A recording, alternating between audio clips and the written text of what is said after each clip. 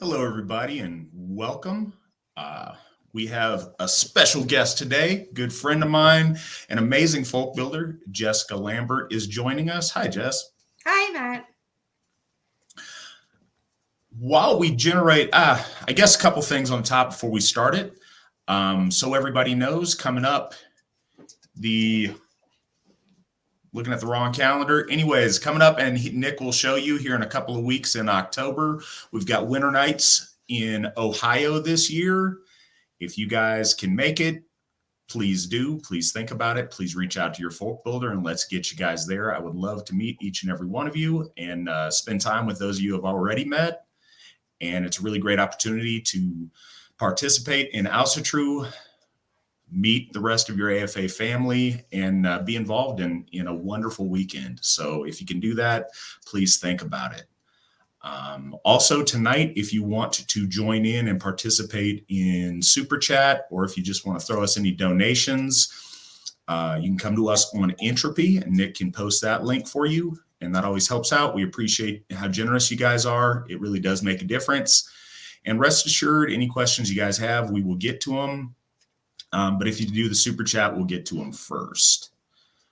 And without further ado, Jess, tell us a little bit about yourself, how you got involved in Asatru, and how you got involved with the Asatru Folk Assembly. I got involved in Asatru probably about 2015 through some friends. It was more along the line of Odinism, Wotanism,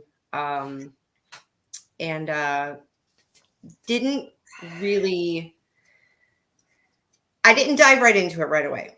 But through talking to some friends, I would notice certain things happening in my life and some, I don't know, kind of omens, if you will. And some of the things just started to kind of make more sense. And a friend of mine told me about the AFA, and of course, I went on the website, read the declaration, read everything else, and was like, yeah, that's totally where I'm at. For me, it was a big part was not, the immediate draw was actually not so much finding a spiritual path, but finding a path of community with like-minded folk and kind of getting out of the political spectrum, something more family oriented, something softer. And then when I applied to the AFA and got to meet some of the folks nearby, I was pretty much sold just on the warmth and the generosity from people.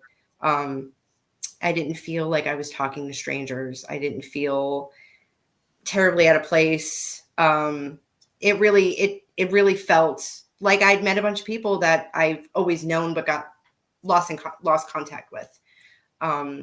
Became a folk builder in apprentice folk builder, started 2019, and then personal issues stopped, and then I came back, apprentice folk builder, and got my oath last year at Winter Nights. All right. Well, we got a couple of questions so far. King of Cheese says, sorry, Matt, ain't no rest for the wicked, and I got metal to beat on. Streamly question for both of you. How are you doing tonight? Jessica, how are you doing tonight? I am doing fantastic, as always. Excellent. Good to hear it. Tony, I appreciate you always asking. It is kind of you. I am doing great. Like I say every week, but I say it because it's true. I look forward to this all week. So, this is a fun time for me. And like I say, I get to talk to some of my very best friends. How are you doing, Tony? I hope you're doing well. We've got from Tim. Jess, could you tell us your journey within the AFA as a folk builder and your part in creating the powerhouse that Ohio has become? The journey was actually not easy at all. When I started a role of leadership here in Ohio, it was very disconnected. Not in a negative way, just there wasn't the push for events. People were very spread out. So it was a lot of reaching out to people on the phone. It was a lot of doing constant events all over the state. I'd have like maybe one person that came out to an event, a month, and just not getting discouraged. That was the biggest part, not getting discouraged, realizing that if you stay consistent and if you keep going, as people join and they realize the community and the warmth you have to offer, it just builds from there. And that's exactly what happened. It took a few years. It really took about a little over 2 years before we really started seeing more members in Ohio, and more importantly, more members being active and coming out to events. And we had more folk builders like Timmy and Joe, Christine, Mike. We have so many good people doing consistent events and really providing that family atmosphere for our folk to come out and connect. And that's really what it was about. It was about getting people, reconnected with each other and feeling comfortable in it too. So while we're on it, can you talk a little bit about Ohio generally? It's been, for those guys that don't know, AFA has always had a decent amount of members spread out throughout Ohio, but it was vexing for me. Before I became Alsherjargothi, I was the folk builder coordinator, and trying to get stuff happening in Ohio was always so difficult. It seemed like there was all the potential in the world, but nobody would get together. Like, it was pulling teeth to get anyone to do anything. Yeah. And now Ohio's on the rise. It's not just got a lot of folks in it. It is, I believe at present, it's our second most populous state as far as AFA members go. Ohio and Florida have kind of a back and forth rivalry going on that, but either way, the AFA wins. So I'm a happy guy. But Ohio's really come a long way, so much so that Freeshof, the next Hof that the AFA is getting, is going to be in Ohio. So tell us a little bit about Ohio, what's going on. Yeah, tell us the Ohio story. The Ohio story. Well, like I said, it was very sporadic at first, but as we got more folk builders, really, Timmy and his charisma that he, has with Christine on top of it, really building the southern portion. And that's kind of really what it took, I think, is Ohio isn't a terribly big state. It takes about 4.5 hours to drive, from south or north to south, vice versa, up and down. Having more folk builders and having more people putting events together offers more for people. They feel less secluded. And I think that was kind of the problem before. We had people that did not want to drive 2 or 3 hours. And even though it would be nice if every once in a while they'd come out to an event to drive a few hours, not everybody's going to do that. Not everybody has the means to do that either. And with us having, me being in the northern part and Timmy being in the southern part really tackled the state, honestly. We'd have people joining up in the northwest corner, and then it's like, cool, you're closest to Jess. We'd have people in the southeast or southwest corner, especially like Cincinnati area. They would join, and it's like, all right, you got Tim right there. You got Christine right there. And now we have, Mike in the middle, which is great. We have Joe that's northeast, a little south of me. I'm way up there. Timmy always says I'm practically in Canada. And it just having that leadership and having that presence of leadership, and leadership that's also willing to work really hard and not get discouraged, reaching out to people, making it very personable. And we have so many different people that are into different things. I think that helps too, I'm kind of like a metalhead, a crazy metalhead. So we've got people that join. They're like, oh yeah, I'm going to talk to Jess about metal stuff. And, Tim with his great wackiness, people connect immediately to that. And I think that it really helps. And sometimes it's hard, if you have a state that just has one folk builder, they can't be everywhere. They can try and they'll do their best, but they can't be everywhere. And having more than one folk builder is really what I feel is what built the state, and also the surrounding areas. We have people from West Virginia, Kentucky that are not that far from Tim. We have people from PA that are not far from Joe. Myself also being kind of on the PA, not that terribly far from Michigan. We are able to accommodate even outside of our state borders. So that was another big piece of it too, is making sure that really anybody despite where they were at, if they are in a 2 to 3 hour distance from you, you really built a personal relationship with them because you want them to feel involved and you want them to feel welcomed. So I think it's that consistent drive of tons of events, tons of stuff to do, doing creative things, whether it's laser tag, a bloat, Nerf battles, kids versus adults, Viking battles. You really got to hit all this different stuff to get people to want to come out. And, not that the spiritual connection isn't enough, but they want to make sure that there's that community that they can feel comfortable in, especially when you have families coming. You want them to know, okay, well, this isn't just like a boys club thing. Like, this is a family atmosphere, and we really cater to that big time. Yeah, I think that, I've said this a lot, and people that up to this point have only practiced Asatru in a personal way sometimes take offense. And I certainly don't mean it that way, but to really get the value out of it, to really feel and participate in Asatru in a full way, it's always been a community faith. It's been about living out Asatru within how you act in your community. And so it's so much richer when you have that and you go out of your way and you get involved. And the more people that do, the more widespread the activity is. And, people that didn't have folks close to them a couple of years ago now are surrounded with great people. We've got a question from Stephen. Jessica, what motivates you to continue building and helping our folk? It's really, it's an inner drive. There's no one thing that motivates me. I feel, I don't even want to say an obligation because I'm honored to be in the position that I am in. But when I wasn't in leadership, I immediately took a stance of being in leadership just with my forwardness. I saw a need for something, and I'm a fixer kind of gal, if you will.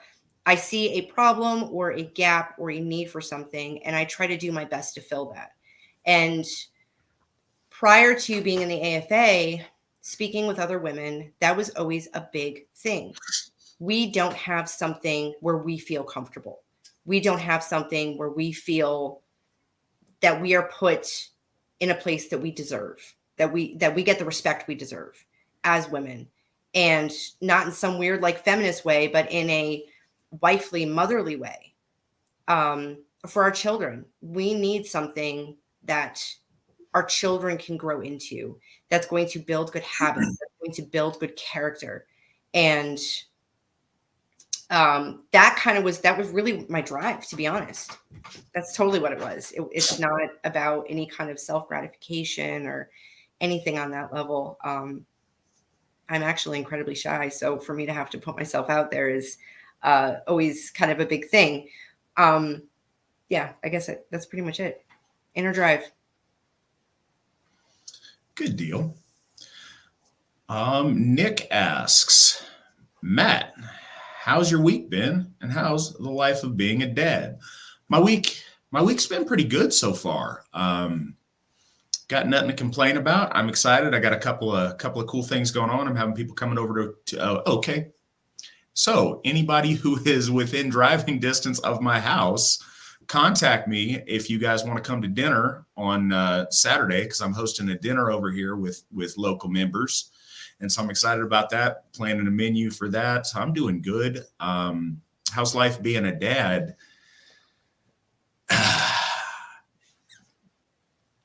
I mean, okay, first, there. Well, because there's just so much to it. I think sometimes these questions are meant as just kind of casual, how you're doing. But if more comes to me, I always like to give a little bit more on that. My wife and I both waited too long in our life to start having kids. And so it wasn't a guarantee. We're very, very lucky that we have Aubrey.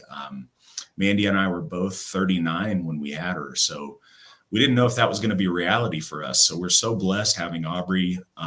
It's amazing. She's first, I think having kids in general, assuming that they're healthy and stuff, is probably always amazing. But we lucked out and have a particularly good one. Aubrey is awesome. And it's just been so cool to watch her. And this is relevant to how it's going this week. Just every couple of days, you notice some new thing she learns or picks up, or new things she can do that she couldn't do the day before. And it's really cool to be a part of that. No, I love it. Now, can't say it's not challenging, and I can't say that kids don't do stuff that gets on your nerves. I don't think people talk about that enough. It's the thing, but no, it's amazing, and I'm extremely, extremely fortunate and blessed to have my daughter. So I'm a happy guy. Katla, Jessica, what is the weirdest comment or question you've had about the AFA from non-members? Maybe something about being a woman in the AFA. Actually, surprisingly, no. Probably like my weirdest and most common, if you will, is it a cult? And of course, my response is no. That's ridiculous. I have had some women that have asked me about being a female in the AFA, and my reminder is this isn't a club.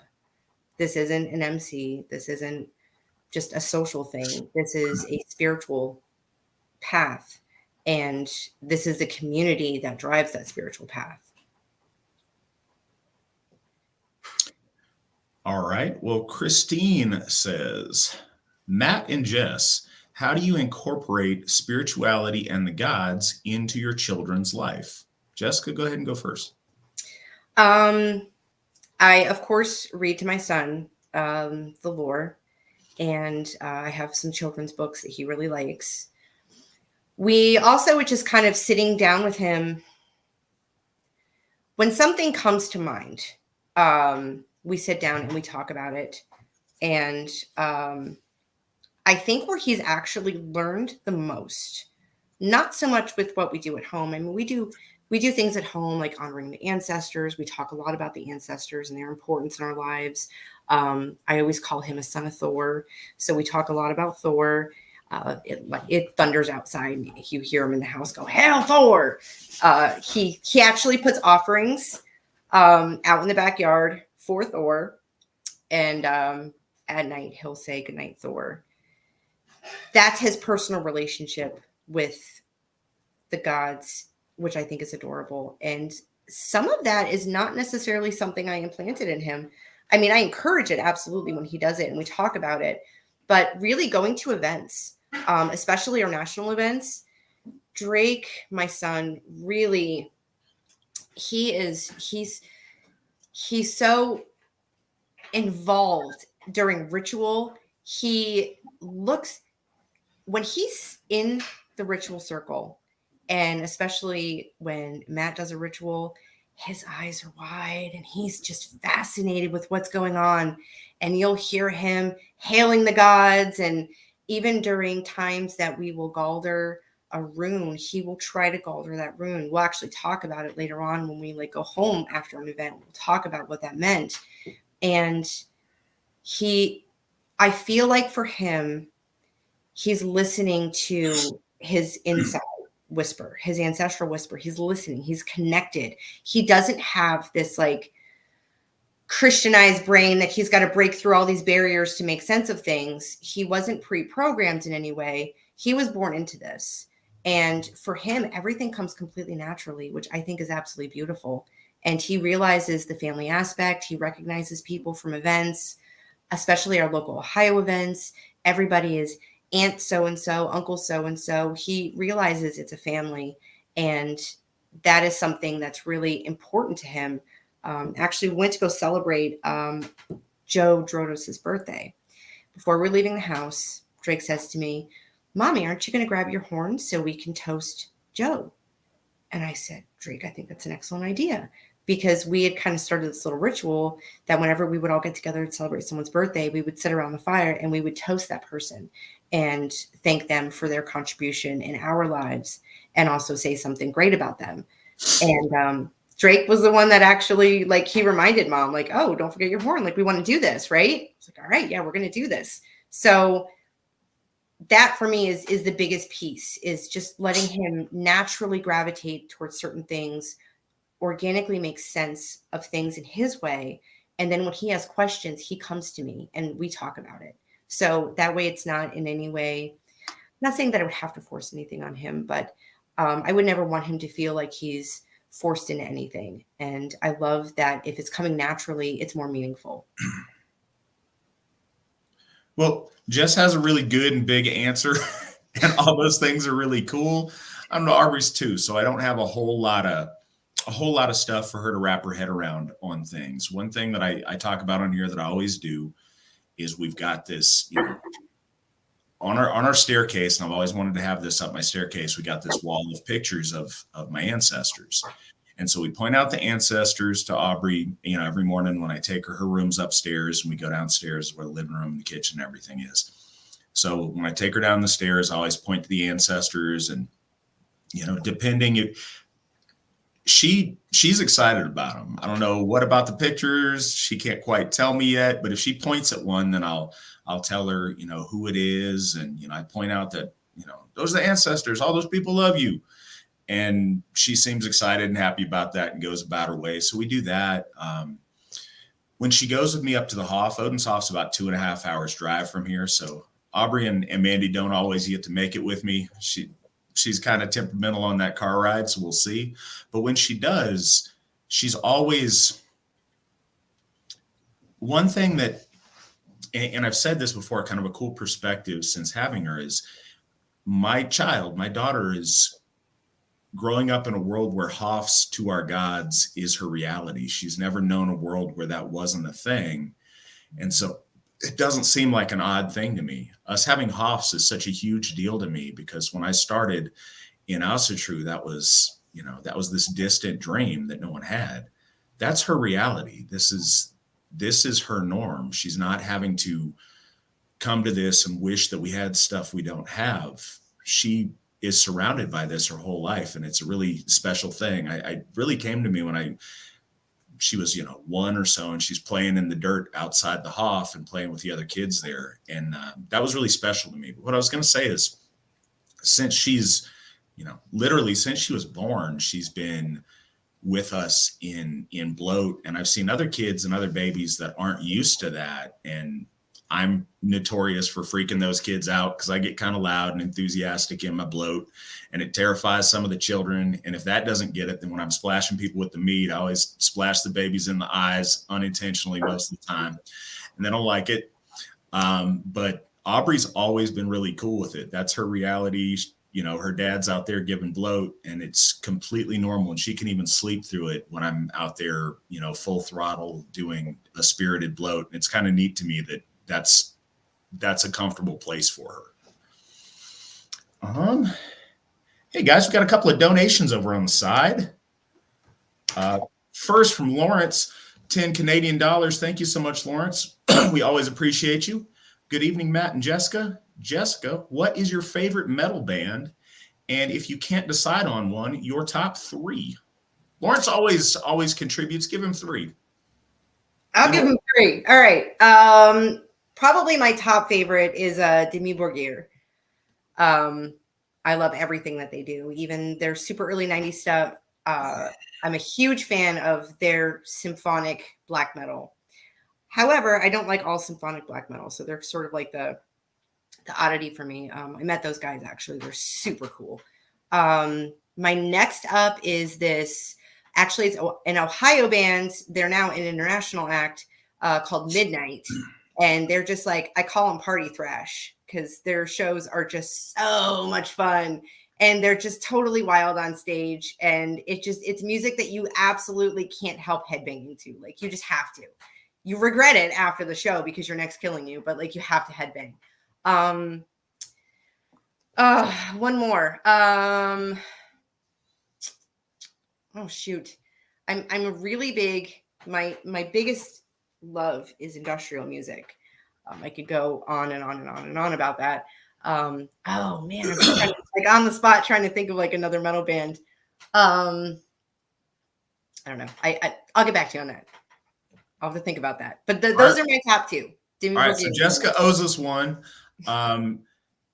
Nick threw us $10. Just supporting the stream. Keep up the solid work for the folk. Absolutely, we will, and your support means a lot to us. Thank you. Thank you. Tyler threw us $20. Appreciate you, Tyler. Thank you. My wife and I want to get more involved. Is it beneficial to the AFA for a husband and wife to both be folk builders? Absolutely, it is. And you know, as you would expect, there's going to be some overlap in that case. It's not necessarily like we have two folk builders. It's more like we have 1.5 in some ways. But being a folk builder is kind of the entry level to a lot of the volunteerism in the AFA, to other projects and other things that we work on. And sometimes a husband or a wife on that team really finds an area like the Asatru Academy or something to where they really excel at and can put a lot of benefit in that. You can balance strengths and weaknesses to where you can maximize what comes easiest for the both of you. And it's really an ideal situation. When the Whitten and I talk on stuff, we always really like to see AFA power couples. And it works out really well because there's a lot of work that goes into this that people don't realize. So sometimes when one member of a couple gets very, very involved, it can feel like that's taking time away from your relationship. And that should never be the case. And when both are AFA folk builders, the AFA activity also counts as doing something together with your spouse. And so it synergizes there. We've got a number of really good examples. Cliff and Katie Erickson are both Gothar in the AFA, and they do a ton for us as a couple, and we're lucky to have them. I know I'm going to end up leaving somebody out here. In Ohio, we've got Tim and Christine Dumas doing great things as a couple. Mason and Rachel Johnson out in Washington State are working really well as a folk building couple. Daniel and Heather Young. Yeah, Daniel and Heather Young down in South Carolina are Daniel is a Gothi now, and Heather's a folk builder, and they're doing great. As far as people that are married that are couples currently doing it, I think that's what we've got. What'd you say, Jess? The Plords. Oh, yeah. Jason and Anna Plurd are both Gothar, which is awesome. That's why I said I know I'm going to miss people, because we have quite a few of those, and it's really an ideal situation if that's something you and your wife want to do. The Alts. James and Sarah Alt. Yeah. Yes, I'm doing you guys all a disservice. I apologize just because I'm on the spot. I do remember you guys and know you exist. I'm sorry. King of Cheese. Matthew, what advice would you have for men who are looking to become fathers or already are, but are looking for help from another father? It can be difficult to ask for advice, so I'll do it for them. All right. So as far as people who are looking to become fathers,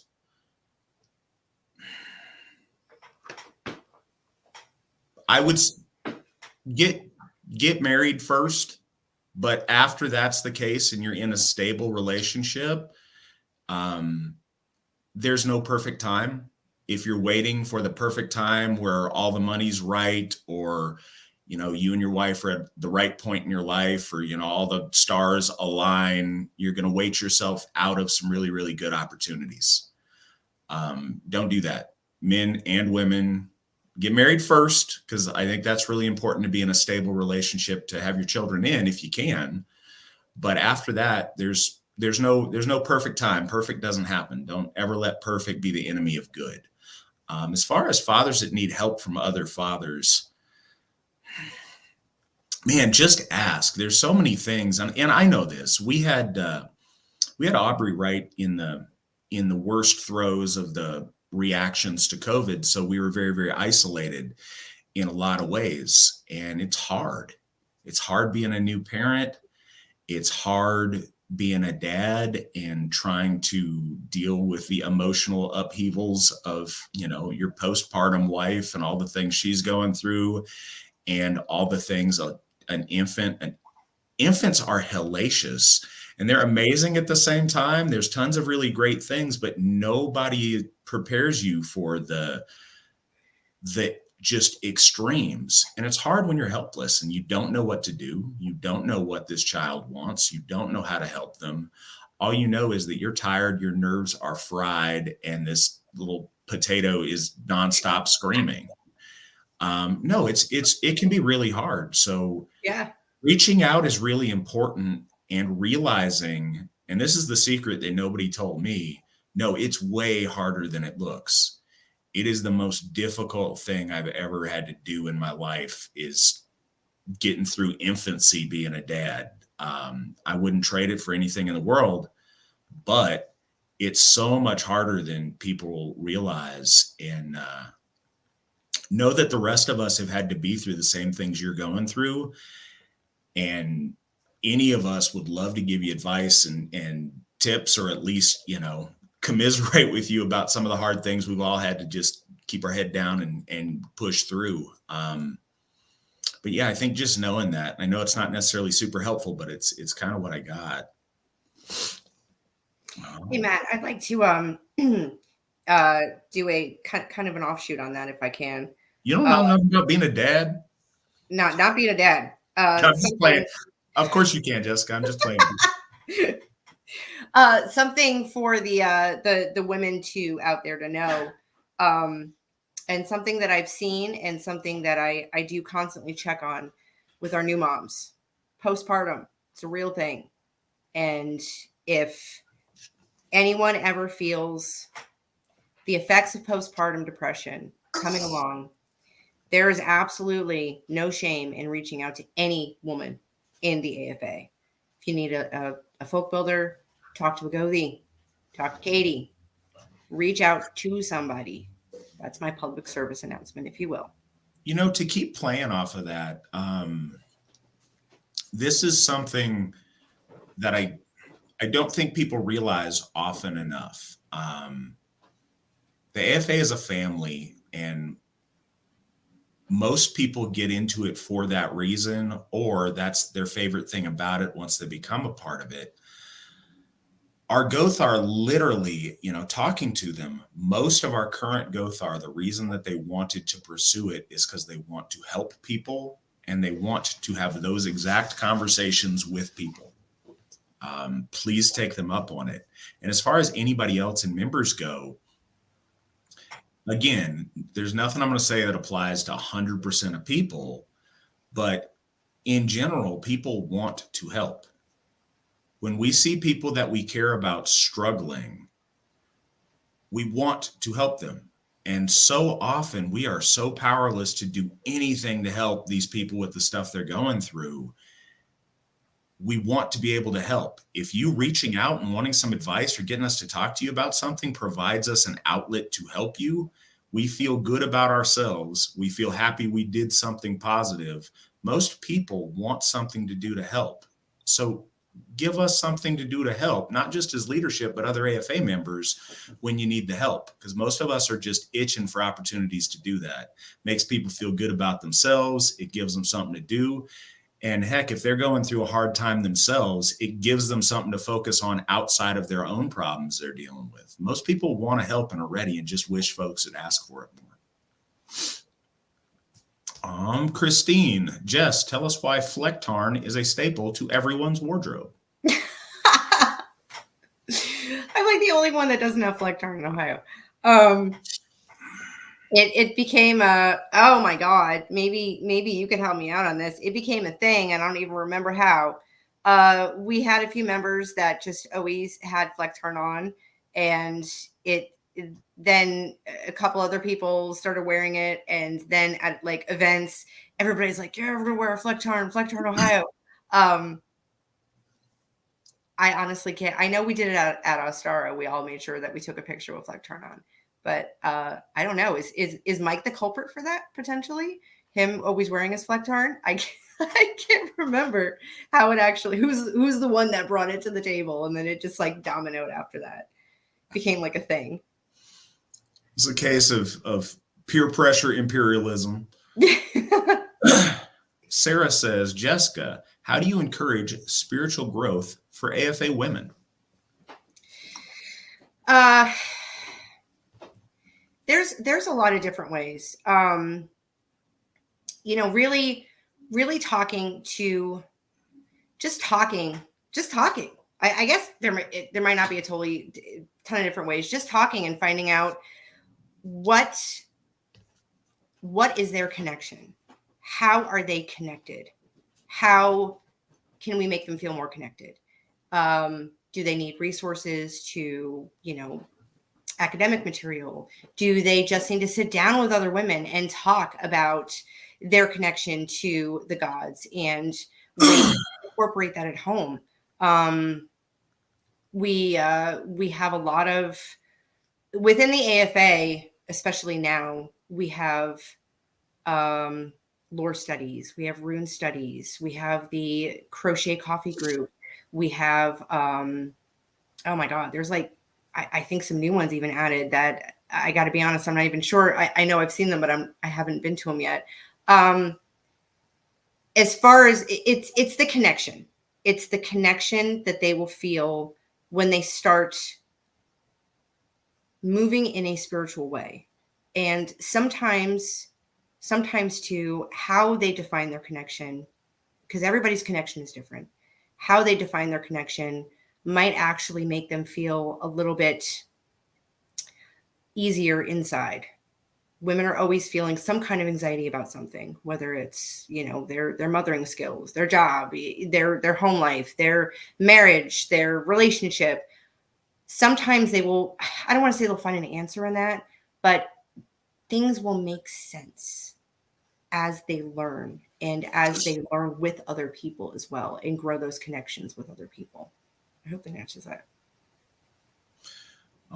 Brendan asks, question, working covert armed security right now, but would love some advice on materials to study during downtime. Jessica, what advice you got for him?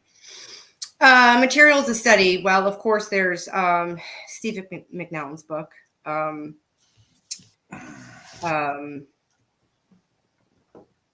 I know, great Matt, you recommended a rune book that I absolutely love, by Something Wild, the Rune Workbook. I found that to actually be incredibly helpful, to use that as a guide in day to day and finding a connection with the runes in that. I'm trying to think of another, Culture of the Teutons. I mean, that's an excellent. Admittedly, I haven't made it through the whole book yet because it's a dry read, and I have the attention span of a chipmunk. So it's really hard for me to sit down and read stuff like that. However, I love the historical context. Sometimes I feel like that actually puts things into a little bit more perspective when you have kind of a historical context to, I don't want to say it's like nothing's a how-to, but it kind of helps certain things make a little more sense, because certain people, when they first get into Asatru, and if they dive right into the poetic eddas or the prose eddas, it seems a little heavy, and it seems like you're missing like a little bit of foundational knowledge to make it feel easier to digest. And that's a book that I found to help a lot. Being that it's so helpful, Jess, I think you should finish Culture of the Teutons. Yeah, I need to. But, so that being said, all of the things that Jessica just said, it really depends what you're interested in on what to dive deeper on. As far as personal exploration, I think that the 9 Doors of Midgard is a really good thing to study, as far as something that's like study material and a program to go through. I always think that's a really neat book, and that's by Edred Thorson. So I'd suggest that than anything Jess said. And if you have a more specific interest, I'd be happy to speak on that too, if you throw that in the chat as well. Rob, Jess, what is your favorite black metal band and why is it Drud with a KH at the end? I don't know how you'd even pronounce that. Druidic, I think is how you pronounce it. It's all you, Jess. Go. All right. Well, I'm not. I like them. I like them. They're not my favorite. But I do really enjoy some of that good old Russian folk metal. I feel like that's what they fall a little more under the lines of, maybe some like earlier Enslaved, if you will. Arcona is another good one along those lines. They're fantastic.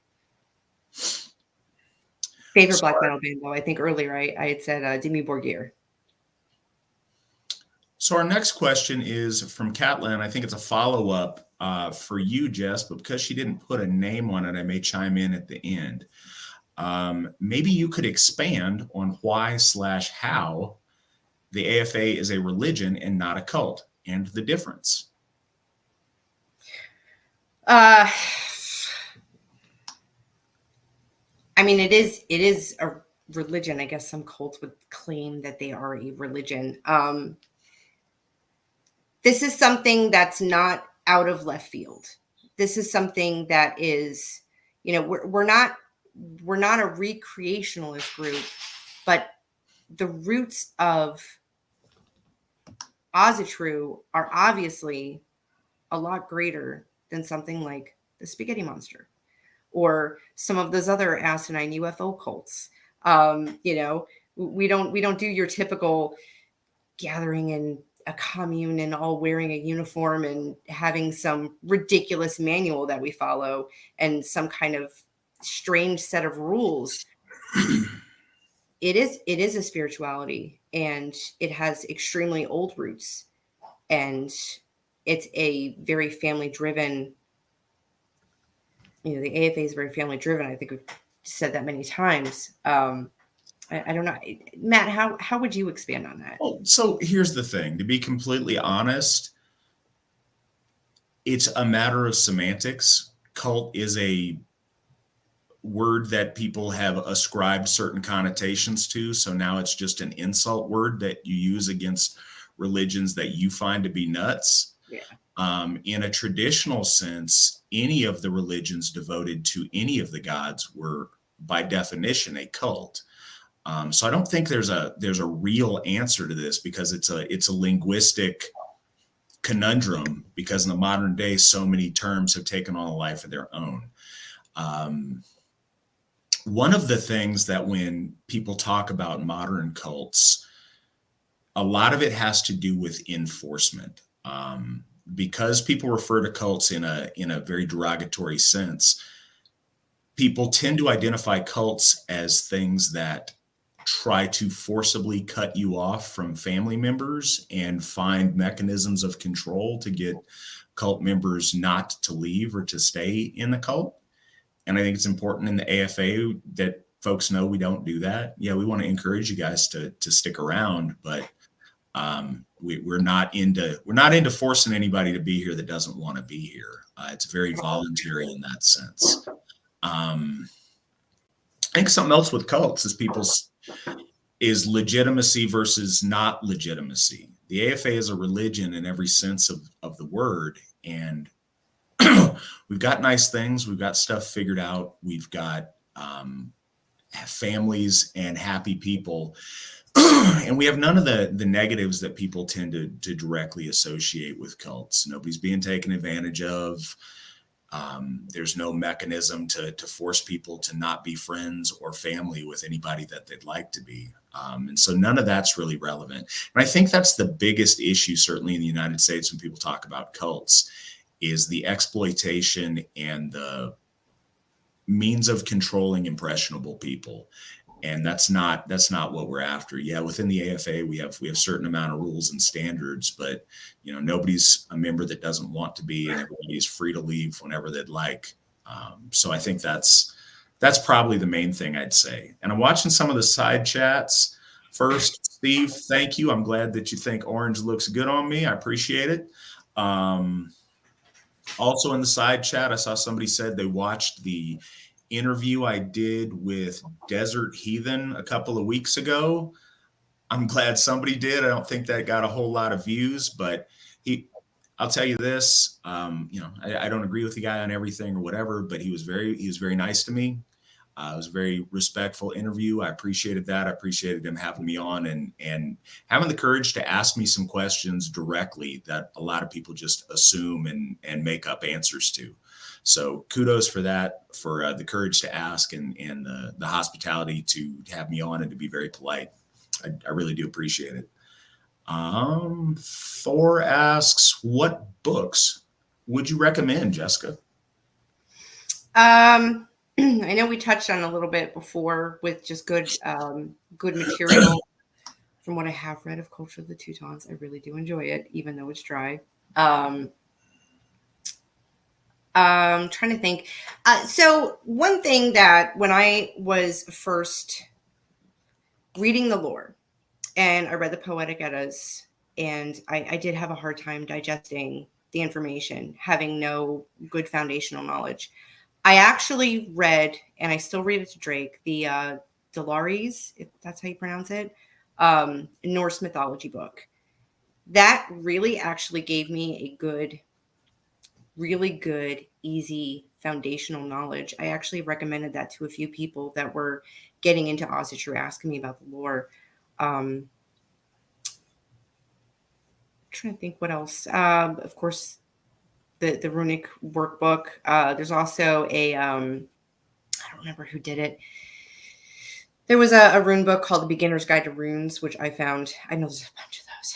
There was one. I just picked up one day just to kind of get like an intro, and that one was very useful because again, it was easy to digest as being a beginner and not having any pre-knowledge of Asatru or the runes, the lore, or anything like that. All right. Joe asks, what in life brought both of you back to the gods? Jess, let's have you go first. So 2015, when I first started learning about Odinism, I had a friend and I was telling him about a reoccurring dream I had of ravens coming. Then I kept kind of seeing them everywhere. And then I was having really odd things with cats. And now I'm like crazy cat lady. So like it wasn't too odd, but like they started really showing up everywhere. And my buddy had said to me, I think the gods are trying to talk to you, Jess. And I'm like, what do you mean? And we sat down and we started talking about it. And that's when I started kind of the wheels started turning a little bit as to my spiritual path and where I was headed. And it was more of a calling than a stumbling upon, if that makes sense. All right.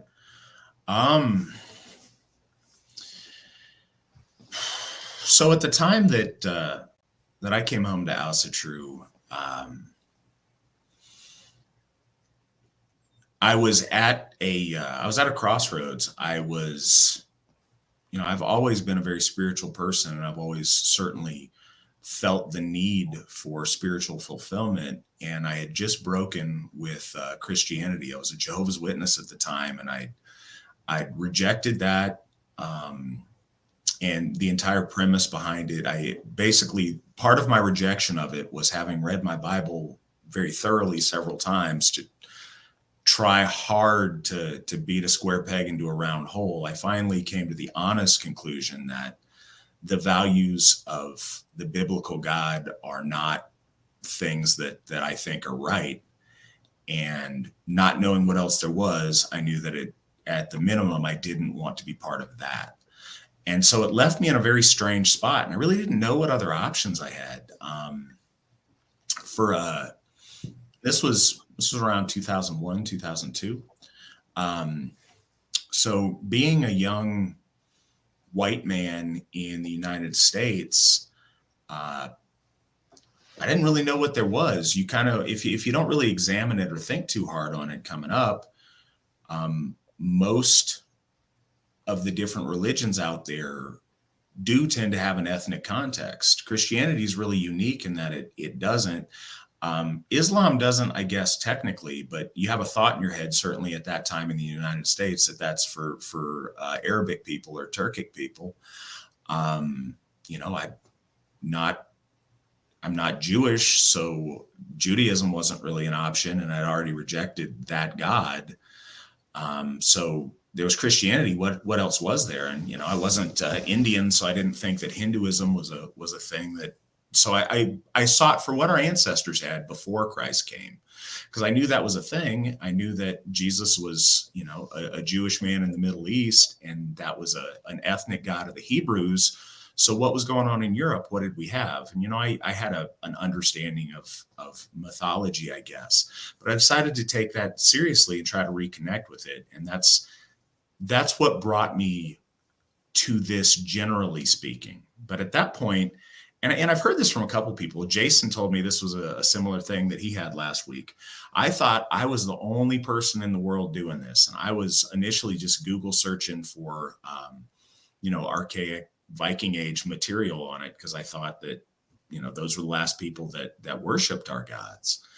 And come to find out, I found the AFA, and I found Steve McNallen, and I found some of his early videos and things. And immediately I knew this is where I needed to be, and I've never looked back. So that's what brought me home.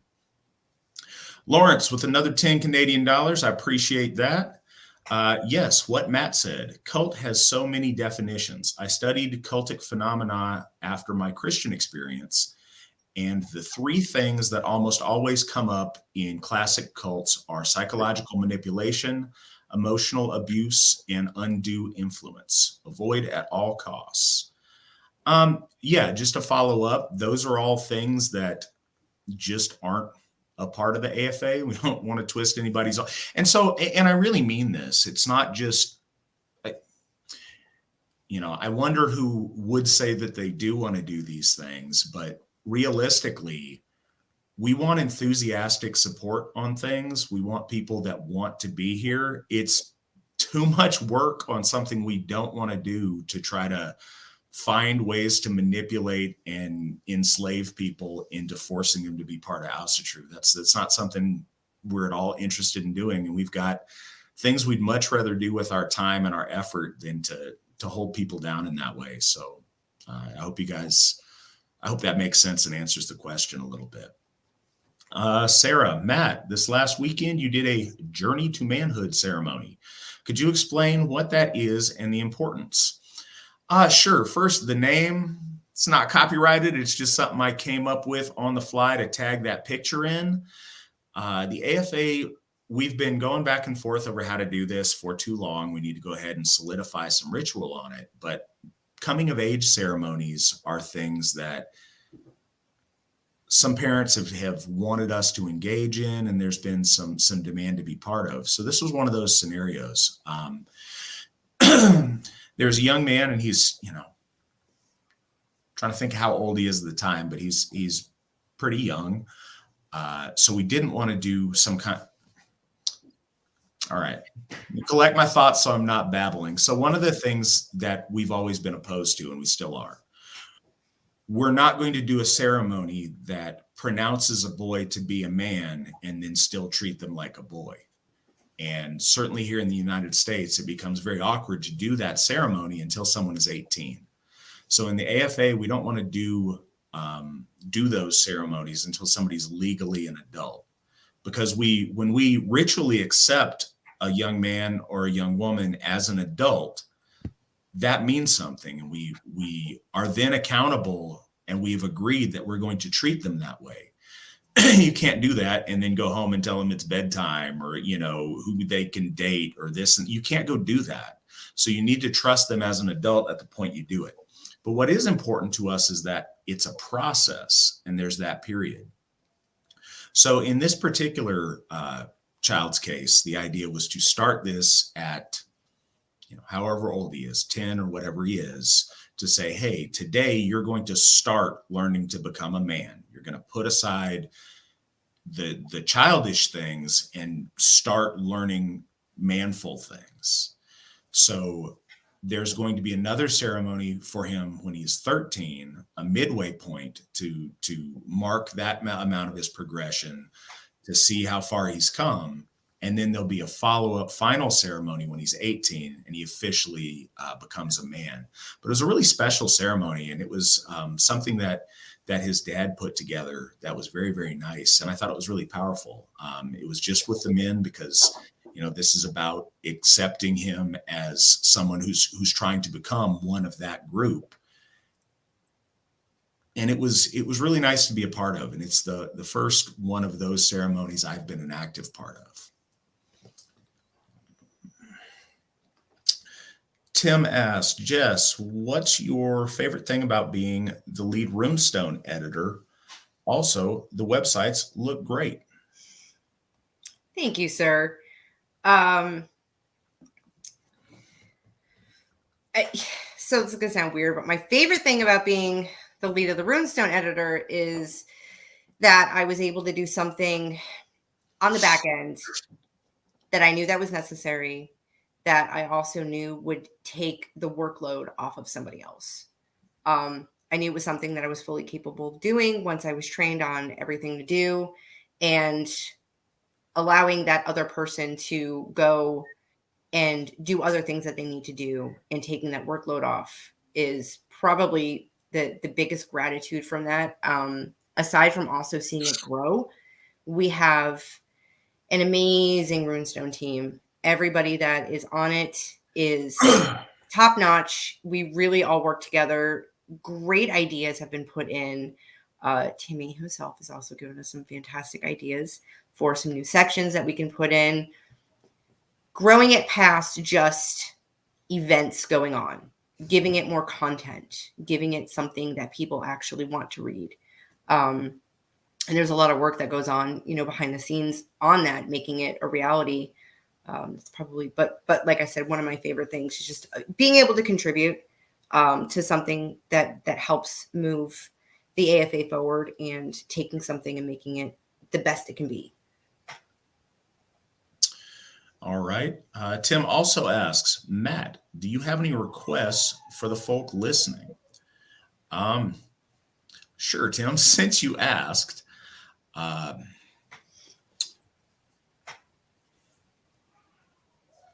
all kind of requests. So first, if you're listening to this and you are a heterosexual white person, my request is that you consider joining the Asatru Folk Assembly. I don't want you to join under false pretenses, but if you're in agreement and you worship our gods, or you want to, get off the fence, get on board. We'd love to have you. If you are already a member and you haven't, or you don't actively engage with other people local to you, reach out to your folk builder and get involved. Take that first step. Sometimes it's tricky. Sometimes we've got nervousness about meeting other people, especially people in a group that we've never really engaged with in the real world. Sometimes we can come up with any number of excuses to where we'll do it next month, or maybe next time around, or maybe we'll go to the next big event. Get out and meet your local AFA members. You will not regret it. It will be something you love. And I would encourage you guys to go do that and get active. If you are active and you want to be active and there's nobody around you, then consider becoming a folk builder and helping build something around you. That's how all of our successful areas have started, is by one person saying, hey, I'm going to do it. I'm going to invite people over, or I'm going to go host a moot at parks, or host one at a bar or a restaurant I like, and start getting people together. And through consistency and through, hard work, we've seen amazing things happen. So that's absolutely something. And if you guys can, the AFA is able to do what we're able to do because of y'all's generosity. Our big project that we are working on right now is, sorry, Aubrey, I want to say hi for a second. Our big project that we're working on right now is trying to get positioned to make Phrasehoff happen. So we have a donate link for Phrasehoff on our website. if you can, contributing to that would go a long way to helping us. We're always, that's how we're able to do things. So since you asked, that would be helpful. Yep, that's what I got for right now. Oh, no. Hey, Mandy, could you come turn that back on? Sorry, my daughter was messing with my lights. It's bath time, and I think she wants to do anything other than take her bath. Can you please, Christine asks, can you please tell us what we have to look forward to at Winter Nights this year in Ohio? Jess, entice the people with what they're going to get at Winter Nights. What you're going to get at Winter Nights is, and I can actually pull up the schedule, which I happen to have here because I knew somebody would ask. So we have, obviously, there's going to be multiple rituals. Two of the days there's multiple rituals, but you have a ritual every day. We also have a ton of kids activities this year. I think Witten Erickson told me that it was the most heavy children's scheduled events that they've had at any event yet. I've had myself and Jess Keller, Practice Folk with Jess Keller. I've been working really hard. Jess Keller's been working really hard. Also, getting it organized. So we have some fun things. We're going to have a children versus adult battle, which will be super fun.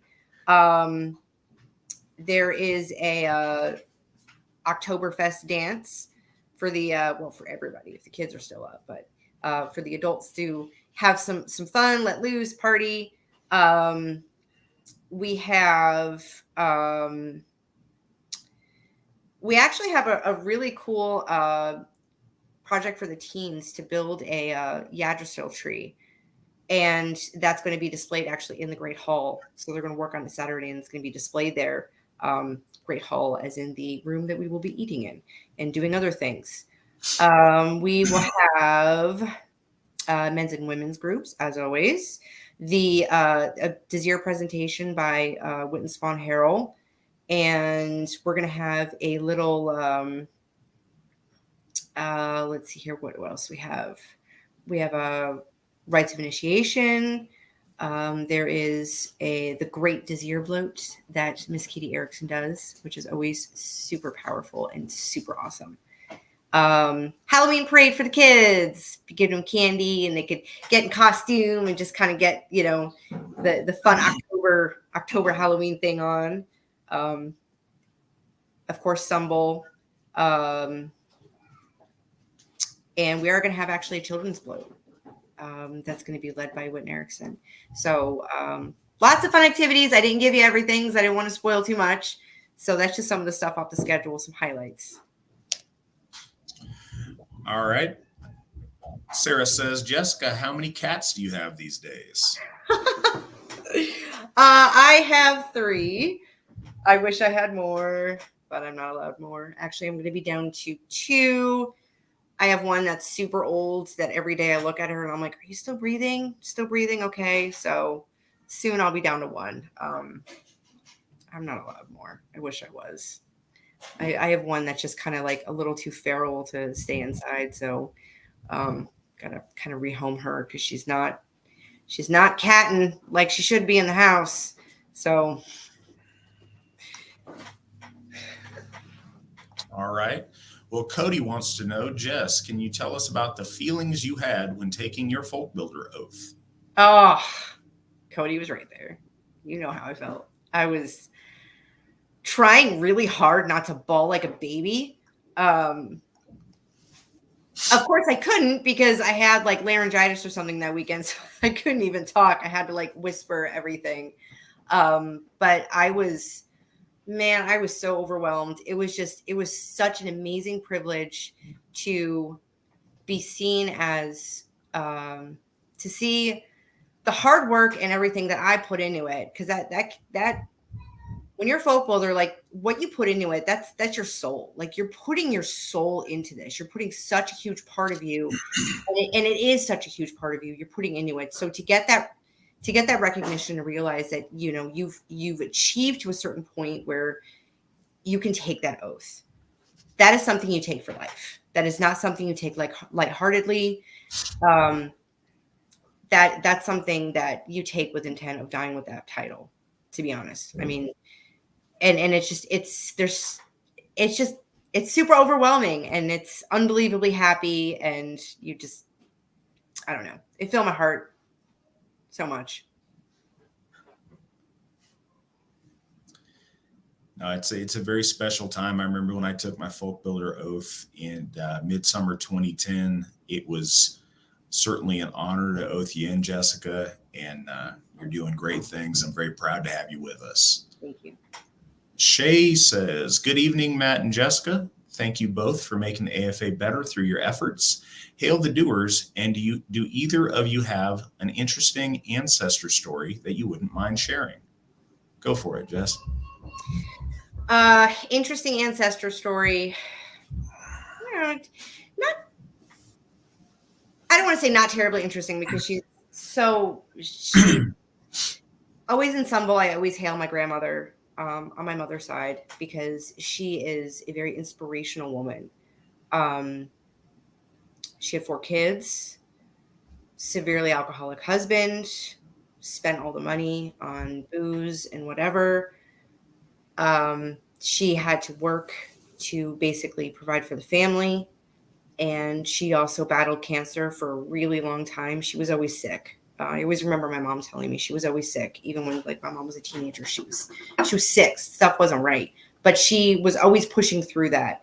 And one of her biggest things was through art and being creative. She had opened a ceramic studio in like the 60s, and made actually a very good business out of it for a while. She was just so warm and caring, and she was just my favorite person to go to. She always painted beautiful paintings and crocheted, and was always doing something different. I didn't find out until later on in life, when my mother told me that the reason she was always doing these artistic things is because she basically was trying to get her mind off cancer and how she felt and the pain that she felt every single day. But she was just, you never know. She was so strong, so happy. She loved her kids, and her family were her world, and she would do anything for them. And I take great inspiration from her journey through life, and just always thinking, like, if I start to be like, oh man, this might be too hard, I think about my grandma and how my grandma would react.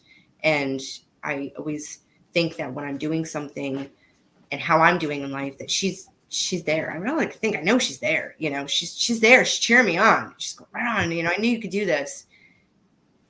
Being proud, making her proud is good for my heart. So Jessica had a real deep story. I'm trying to think of some interesting stuff, because I've been asked this on here a few times. So what's something that I haven't mentioned about one of my ancestors? My grandfather, my mother's father, we lived very close to him when I was growing up, and I got to spend a lot of time with him when I was growing up until he passed when I was in 8th grade. But I got to spend a lot of time with him up to that point. Trying to think, he was a veteran. He was in Korea, and he got a Purple Heart because he was a Jeep driver. He did a lot of stuff as like a general's aide for a lot of his career. And I don't know the occasion, he was driving a Jeep, and his Jeep, one of the tires that wasn't the one under him, thankfully, ended up hitting a mine. So he got thrown out of the Jeep, all kind of chaos and pandemonium, and he had shrapnel in his leg, for the rest of his life, that for whatever reason they couldn't remove. And it was probably pretty uncomfortable, but as a kid, I didn't realize all that. And I remember as a little kid, it was cool because I could like feel the metal in his leg. So I'd always go like poke on it all the time. And he was a good sport about that. Looking back on it probably didn't feel very good, but there was that. And one time he was really proud of, he was working back in Washington, DC, and he was the aide for General MacArthur for one day. And that was really cool. He just happened to be the guy that was able to do it, and he got to take him around and be his aide for that day. But it was kind of a special thing that he talked about when I was a kid. that's what I got for that right now. He's actually the man that I named my daughter after. His name was Aubrey Allen Davis, and I always thought that Aubrey was a pretty name. And I know over time it goes back and forth between a male and a female name, but that's the ancestor that I named my daughter after. Sarah says, Jessica, could you talk about your hula hooping and how awesome it is? I love to hula dance. I dance with a hula hoop, practice for a really, really long time.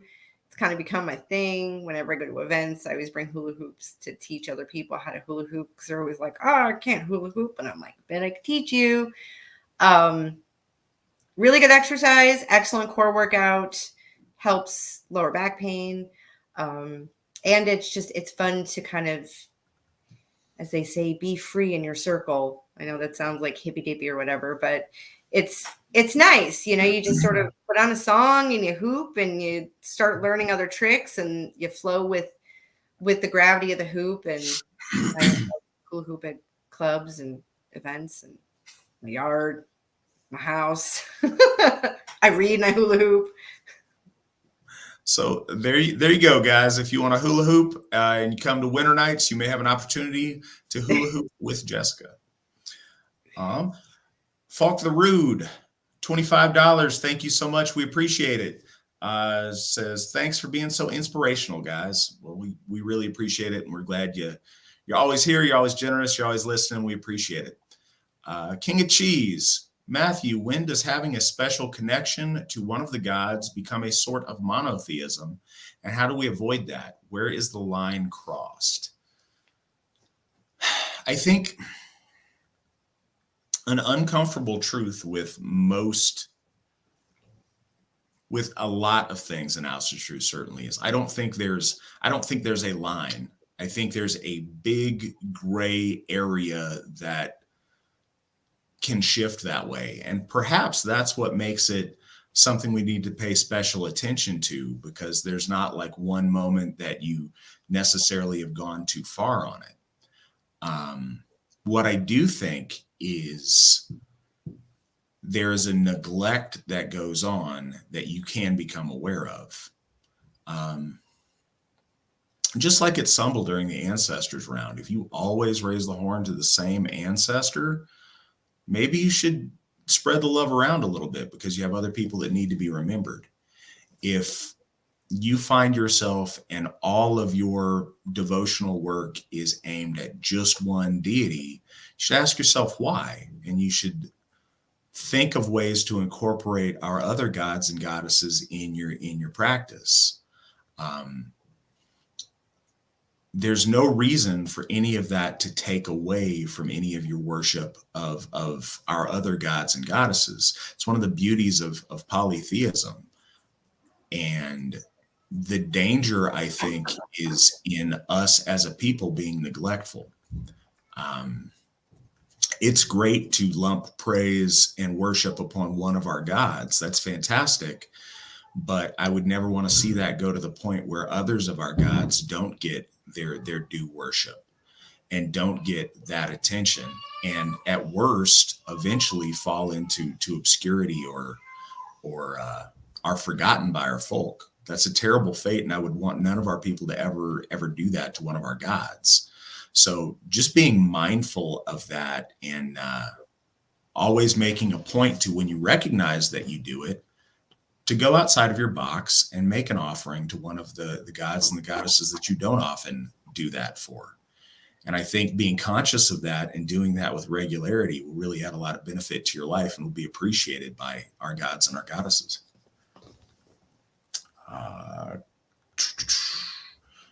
Matt, your thoughts on the idea of damnation in Asatru?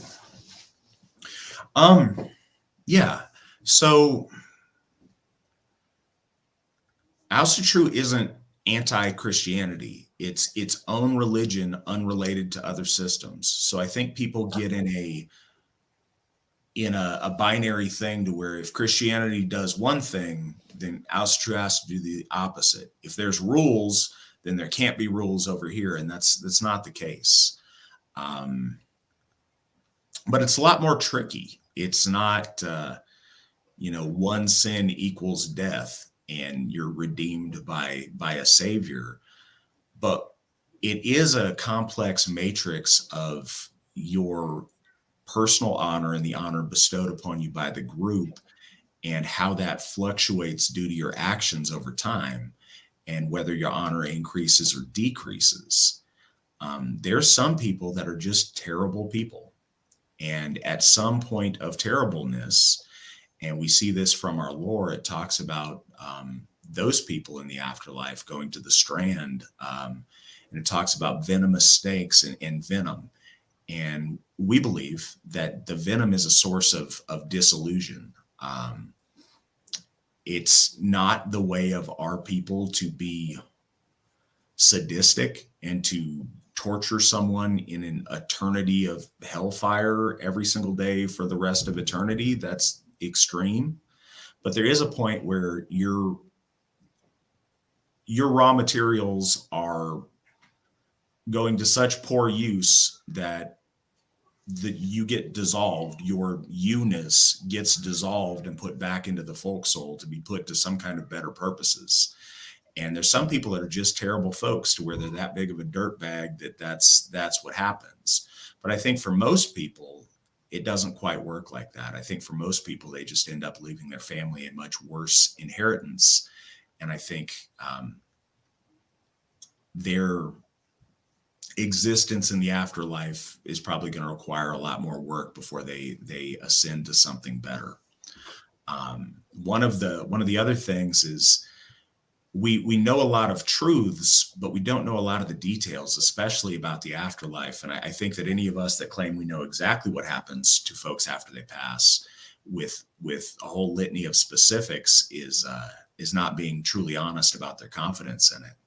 But yeah, absolutely, I do believe there is a certain degree of damnation for people that are of that low honor and that terrible of people. And I think that their raw materials are dissolved, broken apart, and then put back into the folk soul to be used for something better.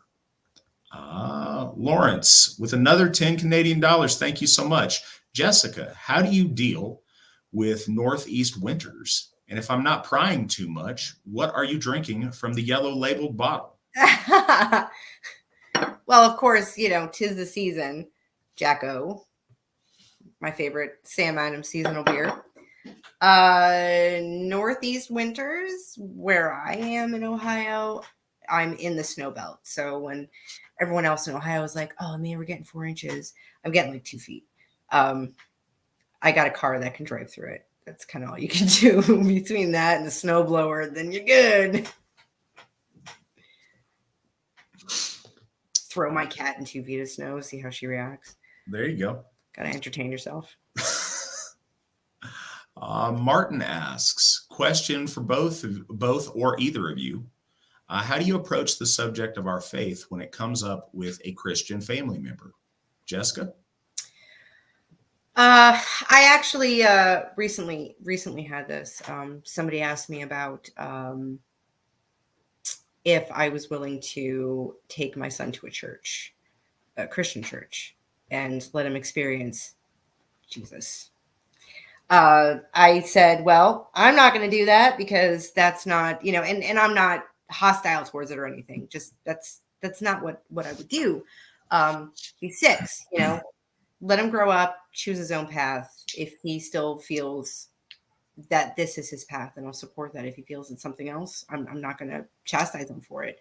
I often have the question that they find it difficult that I believe in something other than Jesus Christ. And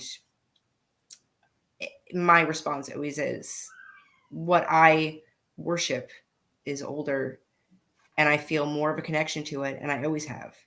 I left the church when I was about 10, and I left because I felt nothing towards it. And I knew my connection was always to the earth. My connection was always something beyond just worshiping one thing in the sky. I always express that this is something that I've gravitated towards naturally. And when I try to talk about the lore and the gods, their rebuttal is, well, what about the Bible? Where does the Bible play in this? The Bible has no place. The Bible has no place here. And they sometimes can find that they're almost stunned. What do you mean it has no place? Well, the words of my gods are older than the words of your God. It's just the way that I look at it.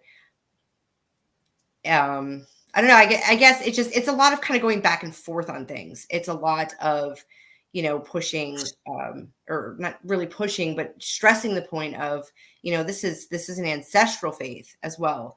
That, that's a whole other part of it, worshiping your ancestors and becoming a better person, not just following a guidebook like the Bible and using that and going to church once a week. And then, you're like this super awesome person. There's more involved to that. And there's more involved to the connection with the folk soul. And I don't know, there's just so many different things. And I usually end up I tend to go down like this rabbit hole. I never get in arguments with them about it. I never want to seem hostile. And that's always one of my biggest things when I'm talking to somebody about why I believe in what I believe. I never want to get into some kind of like verbal, oh, my God's better than your God, because I don't feel that that's the right approach, if that makes sense. Yeah, no, it absolutely makes sense. My answer is less fulfilling. Honestly, I don't have that scenario. My immediate family was never very religious. I think my mom was raised religiously. Her family's from the South, so they tended to be more religious. But again, my grandparents in my lifetime didn't go to church. My mom in my lifetime didn't go to church. She had a basic faith in Jesus and the Bible because you're supposed to, but I don't think she was particularly familiar with either of those things in a very, very deep way. So when I became involved in Asatru,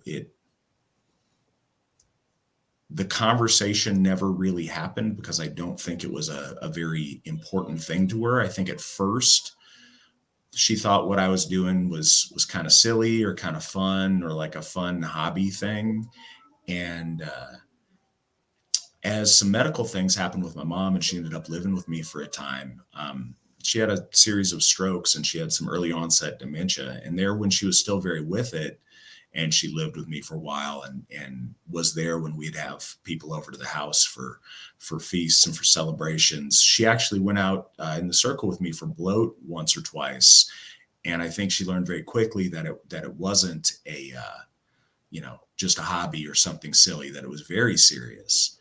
But also, she saw me and she was involved the whole time. She was very close with me the whole time. So she watched the fulfillment that it had in my life. And she also, because of the way she was introduced to it, it wasn't scary to her. So I don't think that we really had to have much of that conversation. But again, I also didn't push it and I didn't make an argument where one wasn't necessary. I just lived my life and lived my faith, and she didn't really have a lot of questions about it. And as her dementia progressed, now she's not really capable of having those kind of questions. So with my dad is a little bit of a different story. He was not religious at all, and I don't believe that he's in any way religious currently. But a similar experience, I'm not sure what he took from all of it. It all sounded kind of odd, but it was something I was happy doing. He came to Midsummer when my wife and I got married in 2017 at Odenshoff, and he got to see not just, and my dad's, he's got very practical views on life, and he's got money and stuff and material things are a really good gauge for whether something's valuable or not. And it meant a lot to him going to the Hoff and seeing that we had a building that was real, and that all of these people, what really kind of struck him was he was at the auction and people are, bidding up items that are like $30 for like $400. And he's like, well, that's not worth that. How could they do that? It's not. And it dawned on him, oh, wait, this is a church auction. They're donating to their church. And that's why they're paying exorbitant price for, very little. They're not trying to get a deal on a product. They're donating to something they believe in. And at that point, and because, we had over 100 people there at that time, he was able to see the value in what I was doing. So that was kind of interesting. Other than that, my grandparents both had passed before I became Asatru, or my grandparents on my mother's side that I was close to. My grandfather on my father's side also passed around the time I became Asatru. So he and I were never close or never had that conversation. My grandmother on my father's side is still with us. She's in her 90s and she's doing great, but she's never been a religious person. I think now in her old age, because they come visit her at the house and talk to her, she entertains Jehovah's Witnesses that come over. And also because her daughter's a Jehovah's Witness, I think she'll entertain that. But I think it's more about having people to talk to than it is about necessarily a sincere faith in that.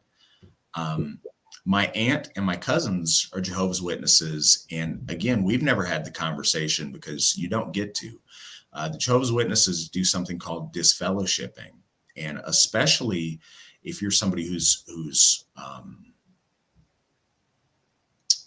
an active part of being a Jehovah's Witness, you get disfellowshipped and you're an apostate at that point, which means that I'm literally in league with the devil and it's my mission to stumble them or to somehow mess up their relationship with God and their being a Jehovah's Witness. So they're not supposed to talk to me or interact with me in any way. So I don't really have that relationship anymore. So that's kind of my family dynamic when it comes to Christianity and my Asatru. Nick asks his question, inspired from the chat: as Americans, should American Asatru distinguish itself as unique people over time? Jessica?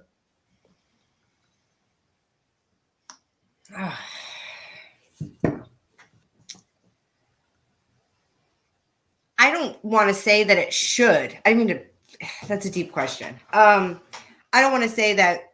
I don't know. I don't feel like that we should distinguish American Asatru over like making it its own form. I don't think that's what that is. I just think I personally would see Asatru, and it's, yes, it might be practiced in different ways here versus say like Sweden, how they do things, or in Iceland. I just think that's what makes it unique, is seeing they have a connection. Other countries have a connection maybe differently than we do. But I mean, to be fair, I don't think everybody within America has the same connection as each other. I think, just even if you look from a historical context, how tribes maybe did things differently, but it was all under the same branch of spirituality. So I feel like that would be the same thing that would apply to this. Matt, what do you think? So I don't think that it works like that. Whether it should or it shouldn't, I don't think that, any regional difference has ever happened like, hey, guys, we should make an effort to do something different to be more regionally different. I think things just happen over time, and a certain group of people in a certain proximity develop a certain culture over time. I don't think that we need to make any special efforts to do that. I think that happens. And I think that American Asatru has defined Asatru in the modern era. And I think maybe other places try to differentiate from us, but I think we've really been the driving force in that. But here's the thing. There's no need for everything to be the same. Cultural differences within Asatru are good. Now, agreement on the fundamentals, there's definitely a right way and a wrong way to do stuff. And I don't think that changes, but the the food and the costuming and the verbiage and things do definitely change when you go different places. You know, at each of our hofs, there's a different feel. There are different parts of the United States. They're further apart than, you know, many of the countries in Europe that you may see as different cultures.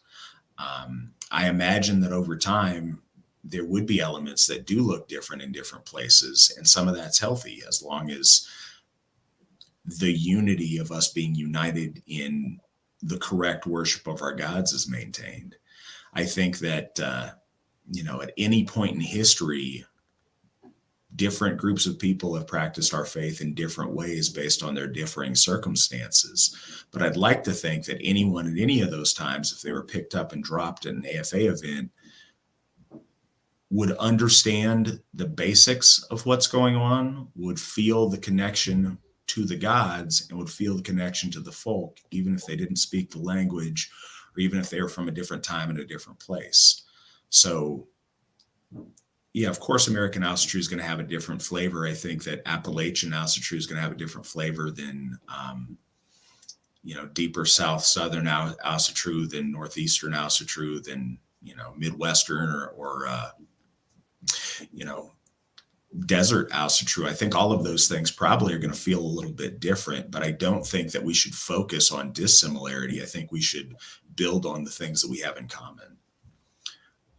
John asks, Matthew, we have a new Indo-European ethnic group, not a cult. How does that sound? I think it's a misuse of being a new Indo-European ethnic group. It sounds better than calling ourselves a cult, certainly. But no, I think religion is a completely appropriate word for what we do. It has a meaning and it is what we do. Ethnicity is a part of our religion, but ethnic religion is already a term, and it's a term that most religions in the world subscribe to.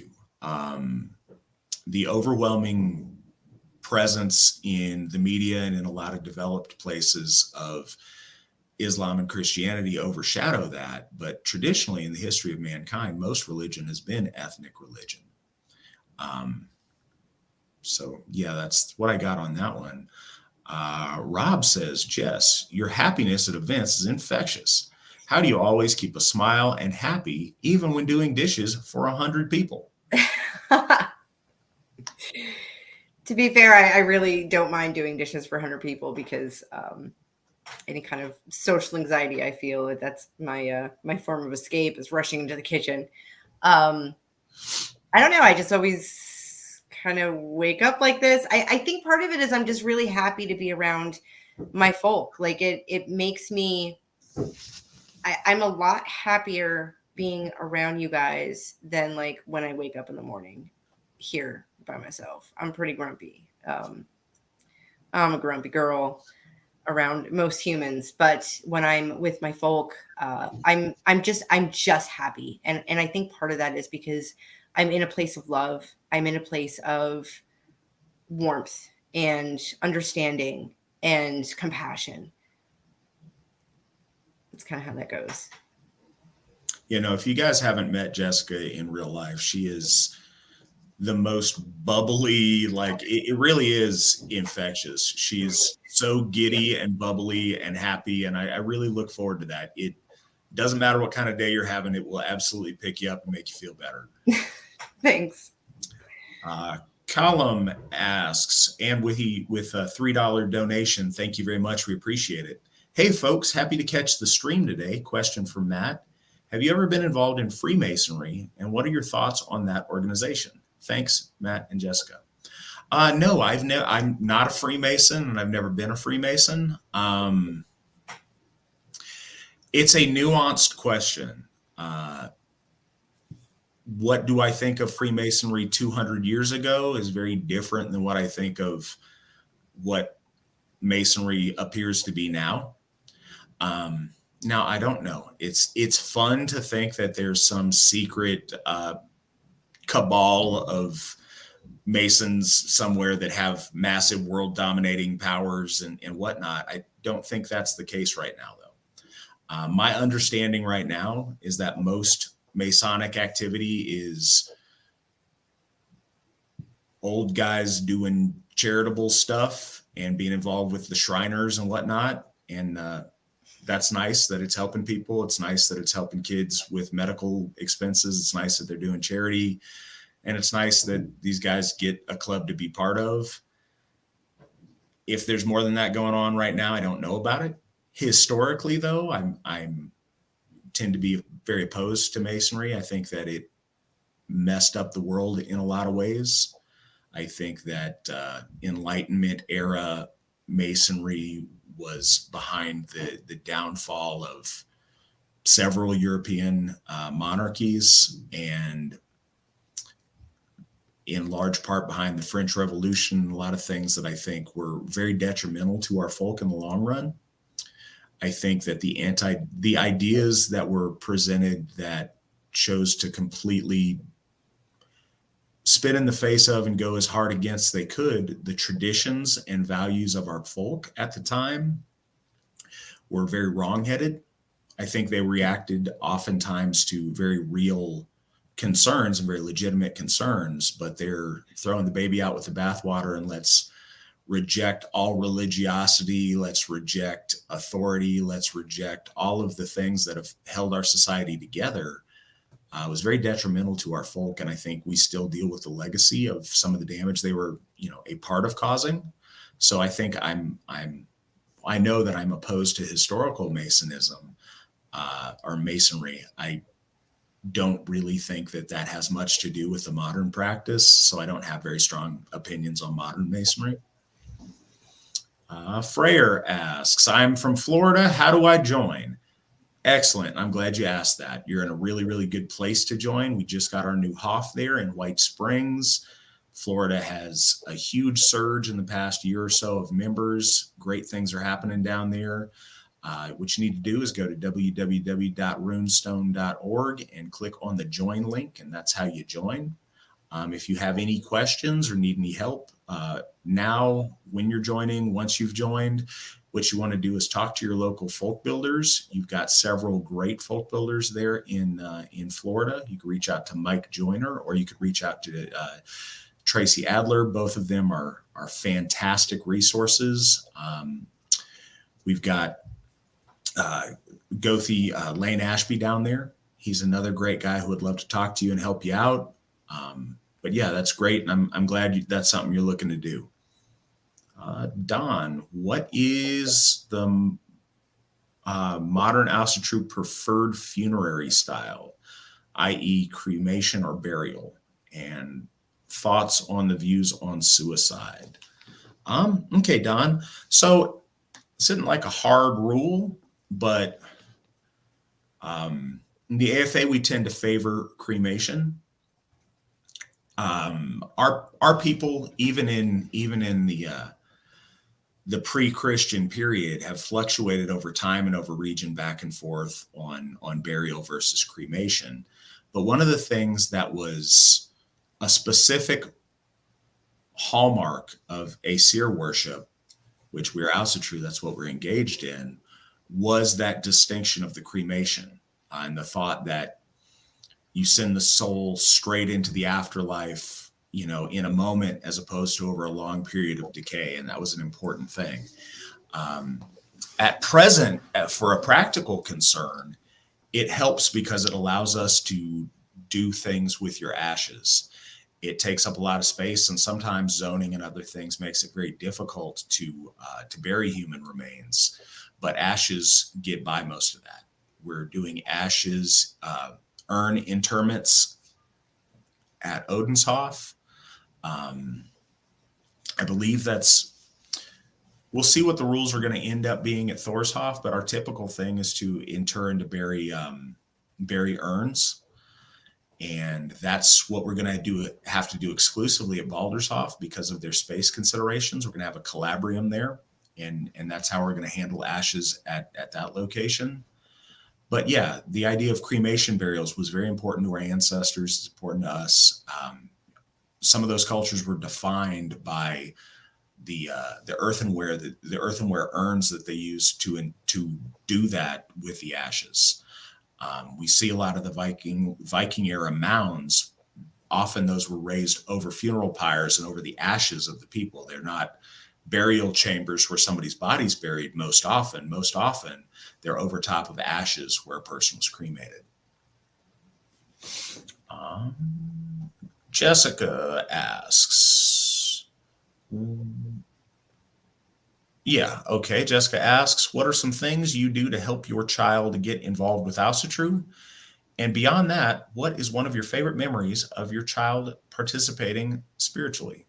Go ahead and give us the answers on that, Jess. One thing to help you get your child into Asatru, of course, is events.